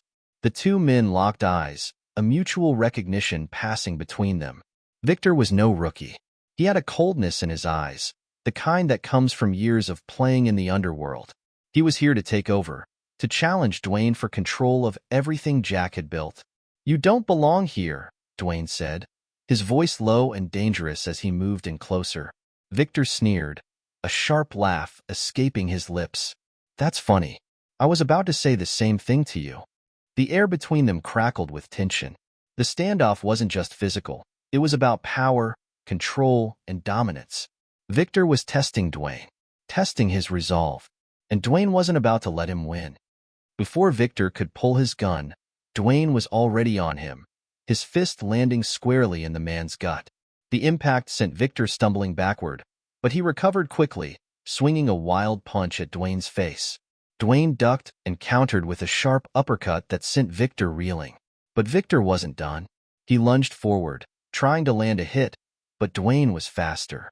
With a swift movement, Dwayne disarmed him, the gun skidding across the floor. In the next instant, he had Victor pinned to the ground, his knee in the man's chest. "You're done," Dwayne growled, his breath heavy with exertion. "Jack's dead. You think you can just come in and take his place? You're not ready for this. Victor's eyes flared with rage, but his body was too exhausted to fight back. Dwayne could see the fear behind the bravado. Victor had underestimated him, just like everyone else did. You don't scare me, Victor spat, his voice weak. There's always someone else waiting. You can't win this. Dwayne's grip tightened, his eyes cold as ice. I'm not trying to win, Victor. I'm trying to survive. With one final movement, Dwayne knocked Victor out cold, leaving him lying in a heap on the warehouse floor. The fight was over, but the war? That was just beginning. As the dust settled and his crew took control of the warehouse, Dwayne stood over Victor's unconscious body, his chest still heaving with adrenaline. The first battle had been won, but Dwayne knew the real war was just beginning. Victor was a symptom of the larger problem. A new wave of power-hungry individuals looking to take control of everything Dwayne had built. And this was only the beginning. Get him in the car, Dwayne ordered, his voice hard. We'll take him with us. We need answers. As they hauled Victor's limp body out of the warehouse, Dwayne couldn't shake the feeling that things were about to get much worse. But he wasn't going to back down. Not now. Not ever. The streets might be quiet tonight, but Dwayne knew they wouldn't stay that way for long. And when the storm hit, he would be ready. The city was still. The calm after the storm, but Dwayne knew better than to believe it would last. Victor had been knocked out, but the real question was who else was waiting in the wings, eager to take control now that Jack was gone. This battle wasn't over. It had merely shifted. The new players were already moving, and Dwayne had to be prepared for whatever came next. The team had secured Victor, and they'd brought him to Dwayne's underground safe house, a secluded location that even his most trusted allies knew very little about. It was an ideal place to get answers. In a world full of lies and manipulation, sometimes the best way to extract information was through brute force. And Dwayne wasn't afraid to go there if it meant getting what he needed. The safe house was cold, concrete walls, minimal furniture, and a single light that flickered from the ceiling. The kind of place you'd expect to find a man like Victor. Dwayne stood across the room, arms folded, eyes locked on his unconscious captive. Marcus was pacing, nervous energy radiating off him. We can't just leave him here, boss. He knows too much, and he might not talk. He's been in the game long enough to know how to handle himself. Dwayne's eyes didn't leave Victor's motionless form. He'll talk. They always do. No one wants to die for a cause they don't truly believe in. Marcus gave him a pointed look. You sure you want to go that route? I don't think you need to remind me what we're capable of. Dwayne's jaw tightened. I know what we're capable of, Marcus, and I don't plan on wasting time. Jack's empire is ours now, and anyone who stands in the way is going to regret it. An hour later, Victor stirred, groaning as he came to. He blinked, disoriented, and found himself tied to a chair in a dimly lit room. His eyes darted around, trying to assess the situation, but Dwayne was already standing in front of him, a cold, calculating expression on his face. Victor's lips curled into a sneer, but there was fear behind his eyes now. You think I'm going to talk, don't you? Dwayne's voice was low, steady. You'll talk. You're just going to make it easy on yourself or hard. Your choice. Victor chuckled darkly, his gaze flicking to the door where one of Dwayne's men stood guard, his presence a reminder of the control Dwayne had over the situation. You think I'm scared of you? I'm not afraid to die. There's always someone else ready to take my place. Dwayne leaned in, his face inches from Victor's. Not this time. I'm not like Jack. I won't leave gaps for anyone to slip through. Victor met Dwayne's gaze defiantly, but the fear was growing. Dwayne's reputation preceded him. He wasn't known for his mercy. What do you want from me? I want to know who's behind you, Dwayne said, his voice a quiet threat. Who's pulling your strings? Because I know this isn't just you. You're not big enough to make a move like this on your own. Victor hesitated, his chest rising and falling with heavy breaths. Dwayne's patience was growing thin. I'm not asking again, he said quietly. Victor's eyes flickered toward the door, then back to Dwayne. He swallowed hard. You really think you're going to get out of this mess, huh? You might have killed Jack, but the rest of us? We're bigger than you. Dwayne narrowed his eyes. You talk like you know who you're dealing with. I don't know who's bigger than me, but it's not someone who's hiding in the shadows. So spill it. Victor's facade cracked slightly. He opened his mouth to speak, then closed it again, as if weighing the consequences. After a long pause, he spoke, his voice tinged with bitterness. It's not just one person. It's an alliance of people, ruthless, dangerous. And they don't care about the rules. They care about control. Dwayne leaned in, his curiosity piqued despite himself. Who are they? Victor's eyes darted around the room, as if the walls themselves were listening. They call themselves the Syndicate. They've been behind half the operations Jack ran. Drugs, guns, smuggling. And they've got people everywhere. I was just a small player. I thought I could use their connections to take over, but I was wrong. They're watching. And they'll kill anyone who gets in their way. Dwayne's mind raced as he processed the information. The Syndicate, a shadow organization with tentacles reaching into every corner of the underworld. This wasn't just a power struggle. It was a war for control of everything Jack had built. And it was about to get ugly. Dwayne turned to Marcus, his jaw clenched in thought. The Syndicate, that's who we're dealing with now. They're not just after power, they want everything. Marcus looked grim. This is bigger than us, Dwayne. We might be able to take down Victor, but how do we take down an entire network like that? This isn't just about street-level dealers anymore. They've got everything, and they won't stop until they've got it all. Dwayne's eyes burned with determination. We start by finding out who's at the top. If we hit them hard enough, if we make them feel us breathing down their necks, they'll make a mistake. They always do. Marcus nodded, though his expression didn't show much hope. I'm with you, but you can't do this alone. We need every ally we've got. And even then, it won't be enough. Dwayne's gaze was unwavering. It never is, but I don't have a choice. As the hours passed, Dwayne's mind worked over the details. The Syndicate was more dangerous than anything he'd ever encountered. They were methodical, powerful, and ruthless.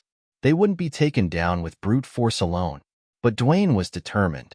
He wasn't just going to sit back and let them take what was his. Victor had given him the first piece of the puzzle. Now, Dwayne needed to find the next clue. He had a lot of ground to cover and not much time to do it. But if there was one thing Dwayne knew, it was that when you had power, you didn't hesitate. You took what you wanted, and you made sure no one took it from you. Back at his penthouse, Dwayne stared out at the city, his thoughts swirling.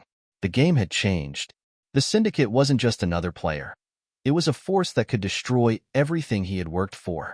But Dwayne wasn't about to back down. He had fought too long, too hard. The price of power was steep, but it was a price Dwayne was willing to pay. He wasn't going to let the Syndicate win, not without a fight. And when the storm finally hit, Dwayne would be ready. The moonlight barely pierced the thick clouds hanging low over the city, casting an eerie glow on the streets below. Dwayne stood at the edge of the rooftop, his hands tucked in his jacket pockets, eyes fixed on the horizon. The world below seemed to pulse with life. Lights flashing, cars honking, people moving, all oblivious to the storm that was about to hit. His thoughts were heavy, like an anchor dragging him down into deeper waters. The Syndicate was no joke. Victor's words had only scratched the surface, but they'd been enough to spark a fire in Dwayne. A fire that couldn't be doused until the whole damn organization was wiped out, or until Dwayne had claimed the title he was certain was his. What's the plan, boss? Marcus's voice broke through the quiet, pulling Dwayne back from his thoughts. Dwayne turned to face his most trusted ally. Marcus was standing a few feet behind him, arms crossed, as usual, his brow furrowed with concern, but there was determination in his eyes. Dwayne had always admired that in him. Marcus wasn't just a follower. He was a fighter, just like him. We get to the heart of it, Dwayne said, his voice low, steely. The Syndicate's not just in one place. They've got their hands in everything, all over the city. We need to know where they're operating out of, who's calling the shots, and most importantly, how we can take them down from the inside. Marcus nodded. But how? We're still flying blind. Victor wasn't much help, and we don't have enough on the Syndicate to even start hunting them down. Dwayne gritted his teeth, frustration bubbling up inside him. He knew Marcus was right. They needed more information. The clock was ticking, and every moment wasted was another moment the Syndicate grew stronger. We find someone who knows more. Someone connected to them. Someone who's deep enough to spill the truth. The next few days were a blur of meetings, shady deals, and tense confrontations. Dwayne had his crew working overtime, digging into the syndicate's operations, looking for any chink in their armor. But so far, there was nothing solid to go on. Every lead they followed turned into a dead end. Every face they encountered in the underworld only knew fragments of the syndicate's true power. It was like trying to catch smoke with bare hands. But Dwayne was relentless. He wasn't one to back down, not when the stakes were this high. It was late one evening when a breakthrough came. Marcus had received word from an old associate, a man named Frank, someone who had ties to the underworld and could still get information from the right people. Dwayne wasn't sure how much Frank knew, but he was willing to take the risk. They met at a dimly lit bar on the outskirts of the city, a place known for its shady clientele. The air was thick with cigarette smoke, and the buzz of low conversation filled the room. Frank was sitting at the back, his face half hidden in the shadows. When Dwayne and Marcus approached, Frank didn't look up immediately. He was waiting for them to speak first. "You've got something for me?" Dwayne's voice cut through the tension. Frank had always been a man of few words, so Dwayne wasn't surprised when the old informant didn't respond right away. Finally, Frank glanced up, his eyes darting between Dwayne and Marcus. "I've been hearing things," he said, his voice rough like gravel. "Things about the syndicate. They've got plans, big plans. But they're not the ones pulling the strings, not really." Dwayne leaned in, his curiosity piqued. "Who is, then? Who's running the show?" Frank hesitated for a long moment, his fingers tapping nervously on the edge of his glass. Then, he sighed and looked Dwayne in the eye. "The syndicate's just a front. There's someone else. Someone you're not going to be able to touch. They've been around for a long time, working from the shadows. I don't even know who they are, but I know this. If you want to bring them down, you better be ready to lose everything." Dwayne's heart skipped a beat. The information was both a blessing and a curse. Whoever was behind the syndicate was even more dangerous than they were.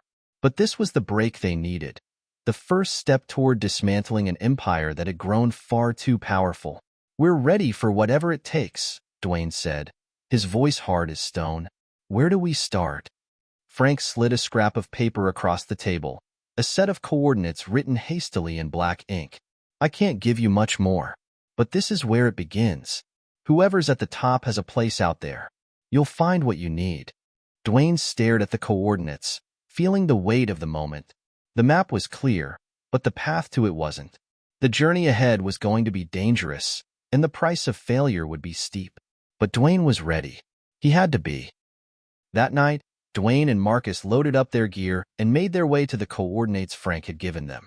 The location was deep in the outskirts, hidden away from the main roads. The place looked abandoned. Nothing more than an old warehouse, its metal walls rusted with age. They parked a few blocks away, scanning the area. Dwayne wasn't taking any chances. They'd been too close to falling into traps before, and he wasn't about to walk into one now. "We go in quiet, we go in fast," Dwayne said. "We need answers, but we can't afford to make a scene." Marcus nodded. "Understood. We'll cover each other.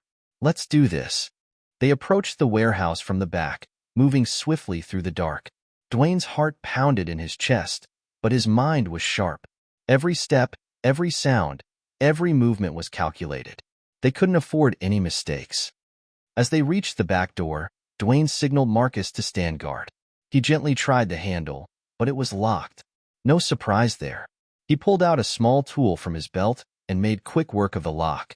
The door creaked open slowly, the hinges groaning in protest. Inside, the warehouse was dark, the only light coming from a single hanging bulb at the far end. There were rows of crates stacked high, and the air smelled stale, thick with dust. Dwayne motioned for Marcus to follow. They moved deeper into the warehouse, their footsteps muffled by the concrete floor. As they approached the far end, Dwayne froze.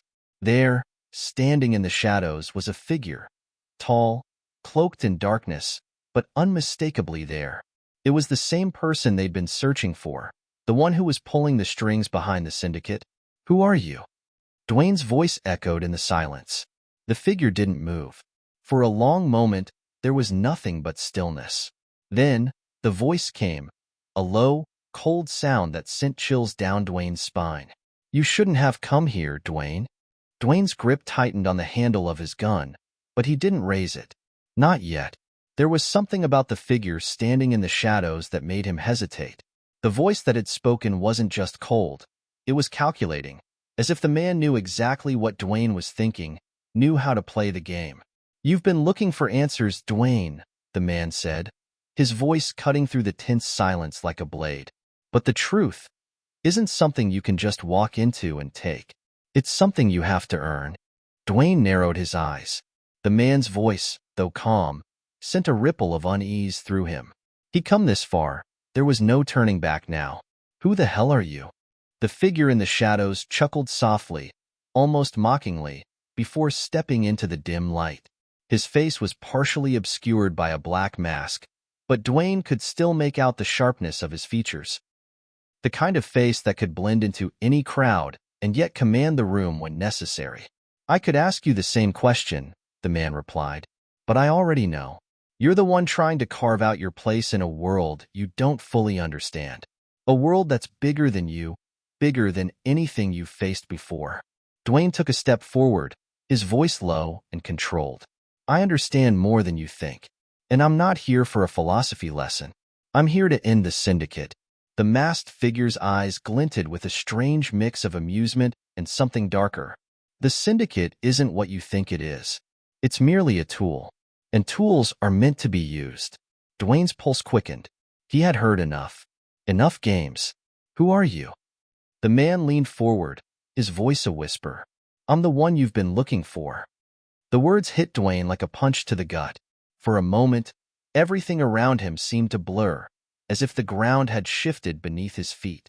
He had been expecting a rival, a figurehead, maybe even someone like Jack, but not this. Not this person.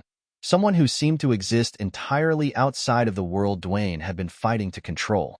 "You've been hunting shadows, Dwayne," the man continued, stepping closer, his footsteps soft on the concrete floor. "The syndicate is just one layer of a much larger system. A system that's been in place for generations. And you're just a blip on the radar." Dwayne swallowed, his eyes never leaving the man. "Then why come to me? Why reveal yourself now?" The man studied him for a moment, then smiled, a cold, calculated smile that made Dwayne's stomach twist. "Because you're not a blip, Dwayne. You've made a name for yourself. And in this world, a name is everything. I wanted to see what you were capable of, how far you'd go. Now that I know, I'm curious." Dwayne's muscles tensed. The sense of power radiating from this man was unlike anything he'd ever felt before. This wasn't just an ordinary adversary. This was something far more dangerous. "You want me to join you?" Dwayne's voice was sharp with disbelief. "You think I'm going to sell out to someone like you?" The man's smile widened, and there was something predatory in the way he looked at Dwayne. "No, Dwayne. I want you to understand what you're up against. I want you to see that there is no way out of this. There's only the choice of how you play the game. And if you think you're going to win it by force alone, you're wrong." Dwayne didn't flinch. "I didn't get this far by being afraid of losing." The man's laughter was low and filled with a quiet menace. "No, you didn't. But you're not just fighting for control anymore, are you? You're fighting for survival. And survival changes the way people think, makes them do things they never thought possible." There was a pause, a long, uncomfortable silence between them, before the man stepped even closer, almost nose to nose with Dwayne. "So, tell me, Dwayne, are you ready to learn the truth? Or are you going to keep fighting a battle you don't even understand?" Dwayne's chest tightened.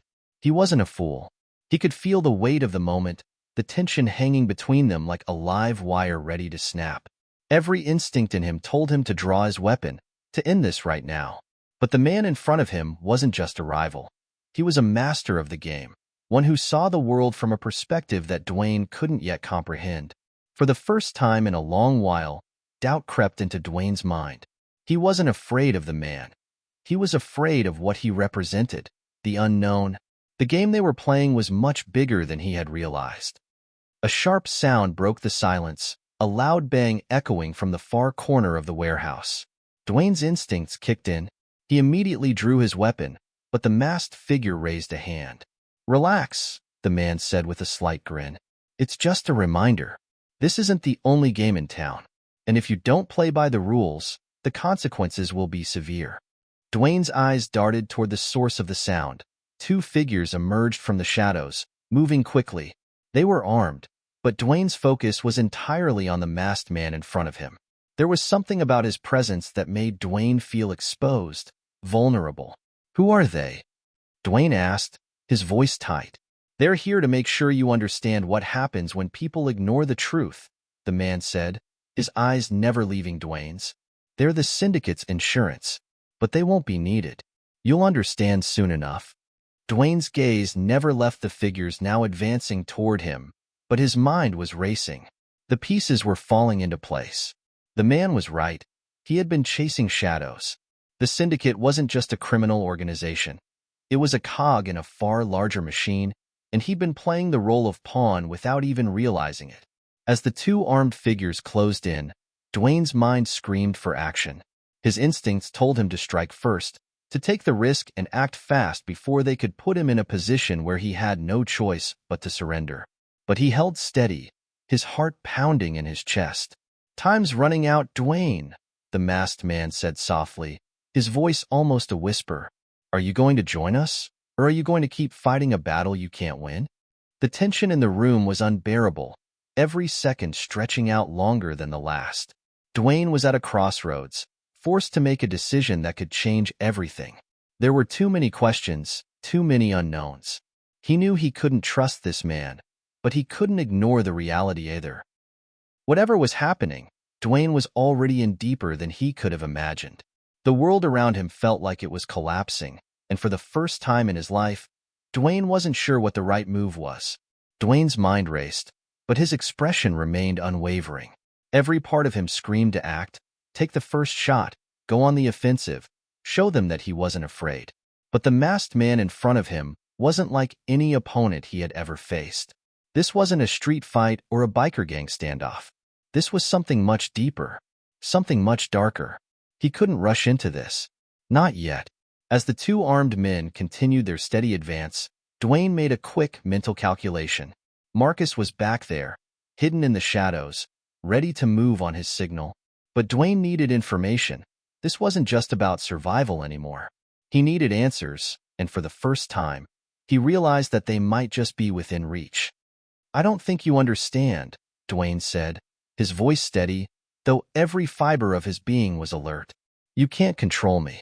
I don't follow anyone's rules but my own." The masked man studied him, his eyes narrowing ever so slightly, as if weighing the weight of Dwayne's words. Then, with a slight tilt of his head, he spoke again. "You misunderstand, Dwayne. I'm not offering you control. I'm offering you clarity.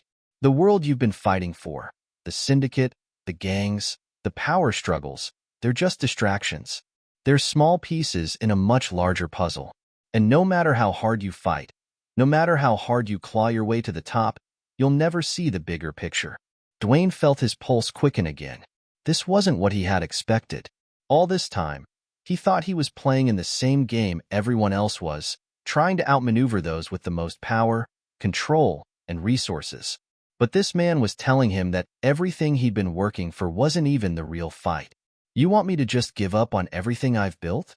Dwayne asked, his voice colder now, but his mind still trying to process everything this man was telling him. "You want me to walk away from the people I've fought for? From everything I believe in?" The masked man shook his head slowly, as if Dwayne still didn't understand. "No, Dwayne. I'm not asking you to walk away. I'm asking you to see the truth. To understand that what you think you know, what you think you're fighting for, is just a symptom of a much larger disease. You're just scratching the surface." Dwayne clenched his fists. "And what exactly is this truth you're talking about?" For a moment, the man didn't answer. He just stood there, as if deciding how much to reveal. The air between them felt thick, as if the space itself was holding its breath. Finally, the man spoke. "The syndicate is just one of many organizations. But it's not the one that controls the city. It's not the one that controls the world. You've been chasing power, Dwayne, but you've never understood the real game. The one that goes far beyond street corners and underground clubs. This is about geopolitics, about influence, about shaping the world to fit a vision that's been centuries in the making. Dwayne's mind tried to wrap around the weight of the man's words. He had known there were bigger players, but what he was hearing now was beyond anything he'd ever imagined. "What the hell are you talking about?" Dwayne asked, a little more forcefully now, his patience thinning. "You've heard of the elites, haven't you?" the man asked, his voice a low hum of something that sounded like dark amusement. "The ones who pull the strings of governments, corporations, and yes, even criminal organizations? The ones who sit back and watch while the world crumbles around them. The syndicate is just their tool, just one of many. But it's not the true power. The elites are the ones who control the flow of money, of power. They own everything, and they've been grooming the world for a new order. An order where people like you, people like the syndicate, don't even matter.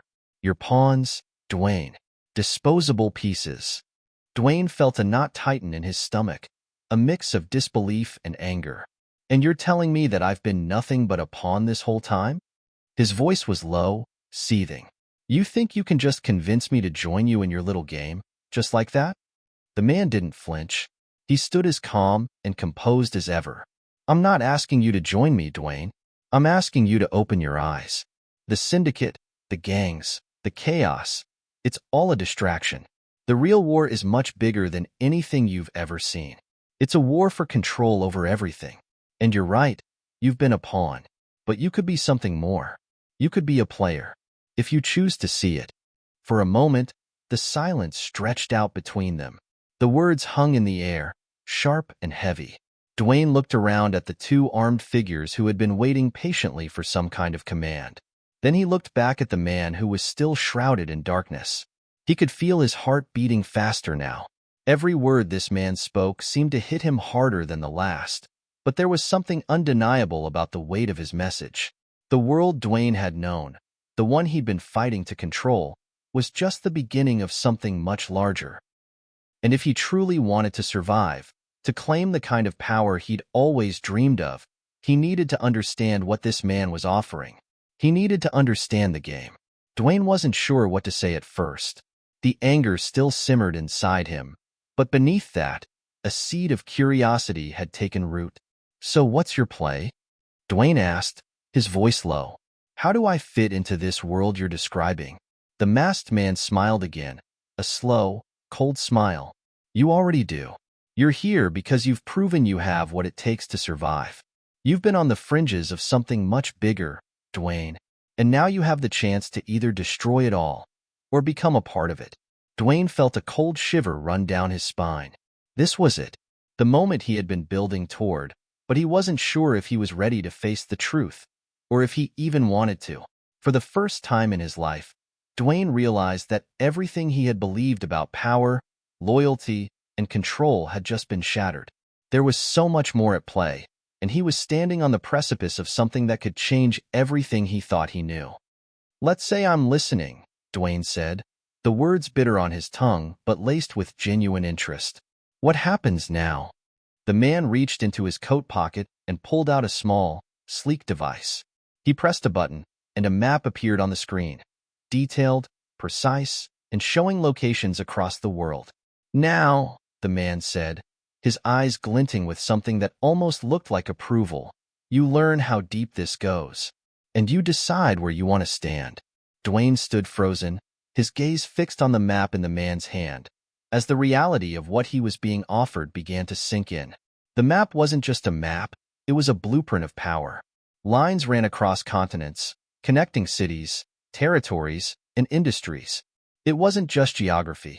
It was the layout of an empire, a hidden empire, and Dwayne had been right in the center of it without even knowing. "You've been playing checkers, Dwayne," the man said, his voice steady, the words lingering in the air like the aftertaste of something bitter. "And now it's time to play chess." Dwayne's fingers flexed around the grip of his gun, though he didn't pull the trigger. The urge to act, to solve this the way he knew best, was there. But the map in front of him seemed to demand a different kind of response.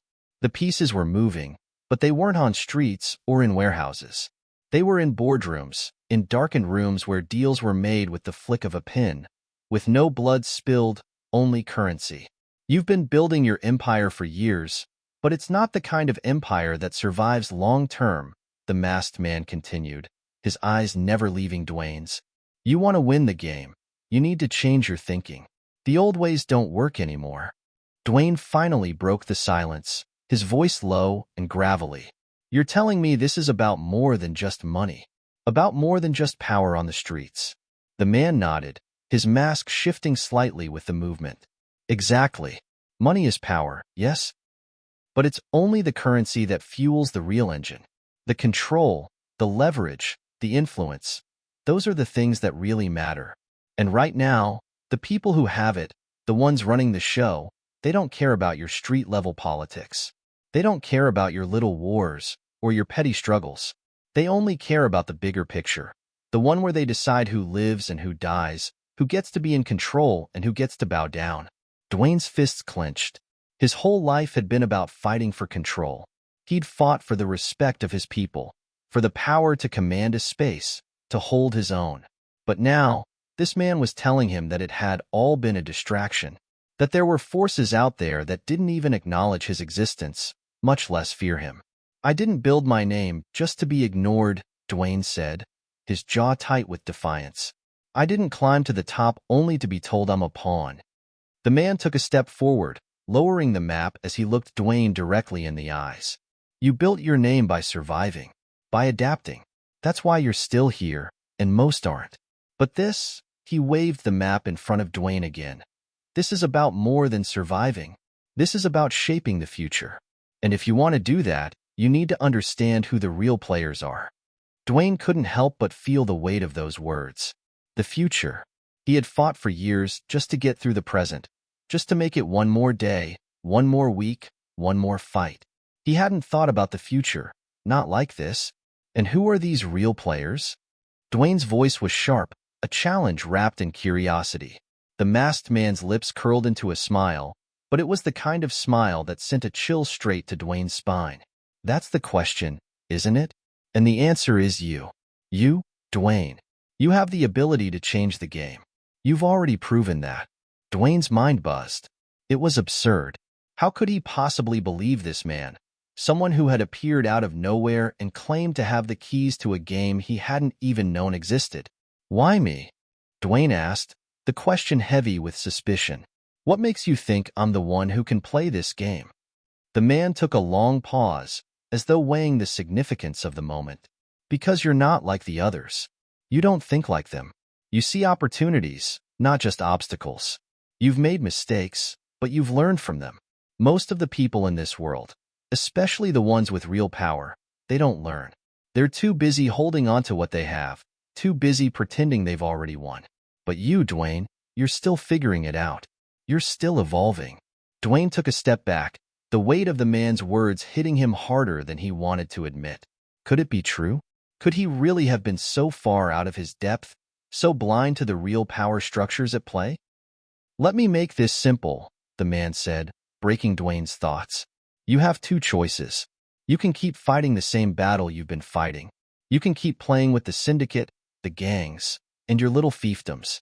You'll win some, lose some, but in the end, you'll be just like everyone else, another dead man or another fading memory. Dwayne's eyes narrowed. He didn't need to hear that. He didn't need to be reminded of how far he'd come, how many people he'd buried to get to where he was. But if you join us, the man continued, if you stop fighting the small fight and start fighting the big one, you'll have a place in the new world. A real place. One where your name means more than just fear. One where it means something eternal. The offer hung in the air, heavy and irresistible. Dwayne knew he could walk away. He could turn his back on this man, on everything he was saying, and continue down the path he had chosen.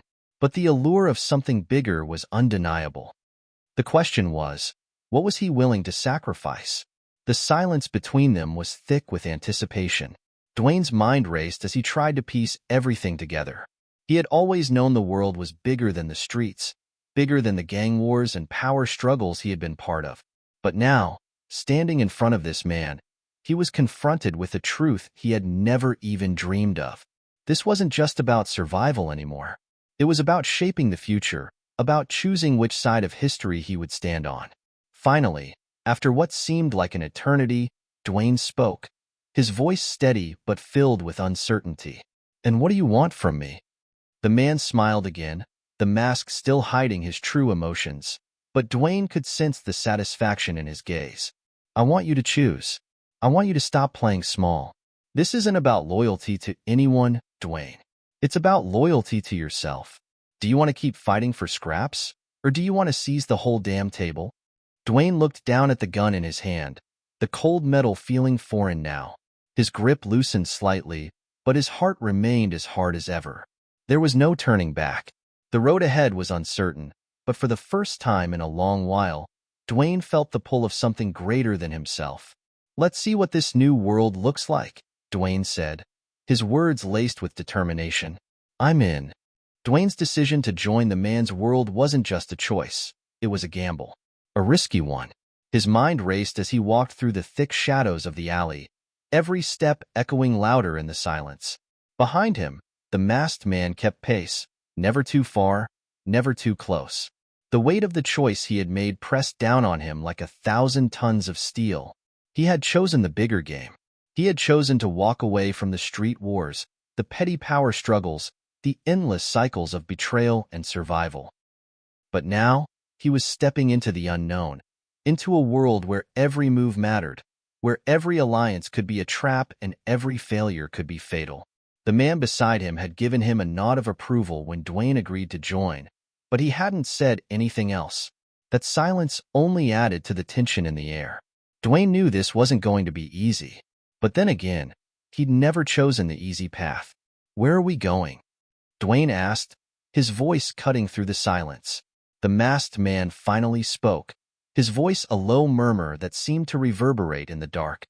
"To a place where you'll finally understand the stakes. Where you'll see the true scope of the game you're about to play." Dwayne didn't ask any more questions. He didn't need to. He trusted that the man's word was all he needed for now. His mind was spinning with the weight of the decision, but there was a part of him that felt a surge of excitement. He had always been one for challenges, always been the kind to thrive when the odds were stacked against him. This was a new kind of challenge. They reached an unmarked building, tall and imposing, its windows dark, its door as solid as a fortress. The man reached for a key card, swiping it over a scanner, and the heavy doors groaned open. Inside, the air was cold, almost sterile. The lobby was empty, save for a few sleek black chairs that looked more like sculptures than places to sit. Dwayne followed the man in silence, his boots clicking sharply on the marble floor. The atmosphere felt like something out of a dream. Everything was clean, pristine, and perfectly calculated. They reached an elevator, and the man pressed a button that took them deeper into the building. The elevator hummed as it descended, and Dwayne felt the familiar feeling of unease settle in his chest. This wasn't a place for people like him. This was a place for the powerful, the untouchable. The elevator doors opened with a soft ding, revealing a large, open floor. Inside, several figures were already waiting, standing around a long glass table that seemed to float in the middle of the room. The walls were covered in monitors, each screen filled with images of cities, markets, and government buildings from around the world. Dwayne stepped into the room, his senses on high alert. The people in the room were dressed sharply, business suits, high-end dresses, and expressions of cold professionalism. None of them seemed to acknowledge his presence, but Dwayne could feel their eyes on him. "This is where the game is played," the masked man said, his voice now louder in the large, open space. "This is where everything comes together." One of the figures at the table stood up as they entered, a woman with short, platinum blonde hair and sharp eyes. "Ah, the new player," she said, her voice smooth, almost rehearsed. "I've heard a lot about you, Dwayne. You've made quite a name for yourself." Dwayne didn't respond immediately. He was still trying to process the sheer magnitude of what he was seeing. These people were players in the truest sense of the word. People who controlled the world without ever stepping foot on a battlefield. "Thank you for the warm welcome," Dwayne said, keeping his tone even. "But I'm not here to make friends. I'm here to understand how this game works." The woman smiled, a glint of amusement in her eyes. I think you'll find that understanding is the key to survival in this world. Power isn't about brute strength, Dwayne. It's about influence. It's about knowing when to act and when to wait. Another figure at the table, a tall man with dark hair and a sharp jawline, leaned forward. We've watched you for a long time, he said. You've got the instincts, the smarts. You know how to play people, how to get what you want. But what you don't understand yet is that all of that, he paused, looking Dwayne over with a calculating gaze. All of that means nothing if you don't know how to play the game at this level. Dwayne took a breath, his jaw tightening. He wasn't going to back down. He had survived too much to be intimidated by these people. I'm not afraid of the game. I've been playing for years. I know how to make things happen. The woman laughed softly, her eyes glinting with something unreadable. That's the spirit, she said. But you'll need more than just your instincts to survive here. You'll need knowledge. You'll need strategy. And most importantly, you'll need to understand that you're not just fighting for power. You're fighting for something much bigger. You're fighting for the future. Dwayne's eyes narrowed. What does that mean? The woman's smile widened. It means that the stakes here are not just about who controls a city, a country, or even an empire. The stakes are about shaping the future. Who controls the economy, the military, the flow of information. The future belongs to those who control these things. And Dwayne, if you want to be more than a pawn, you'll need to learn how to make those things yours. The room grew silent as Dwayne took in the gravity of her words. The power he had been chasing for so long. It wasn't enough. He realized then that everything he had known, everything he had fought for, was just a small piece of a much larger puzzle. I didn't sign up for this to be a pawn, Dwayne said firmly. I signed up to be a player. The woman's eyes flashed with approval. Good, because that's exactly what we need. A player who's willing to learn, to evolve, to become a part of something bigger. She turned to the others at the table, who were watching him closely. Welcome to the real game, Dwayne. As Dwayne stood there, the weight of everything pressing down on him, he realized that this was the moment that would define him. He was no longer just a street king, no longer just the leader of the syndicate. He was stepping into a world of influence, of power, of manipulation, and the stakes had never been higher. The future was on the table, and it was up to him to decide whether to seize it or let it slip through his fingers. But one thing was certain, he wasn't going to be anyone's pawn. And with that realization, Dwayne stepped forward into the game.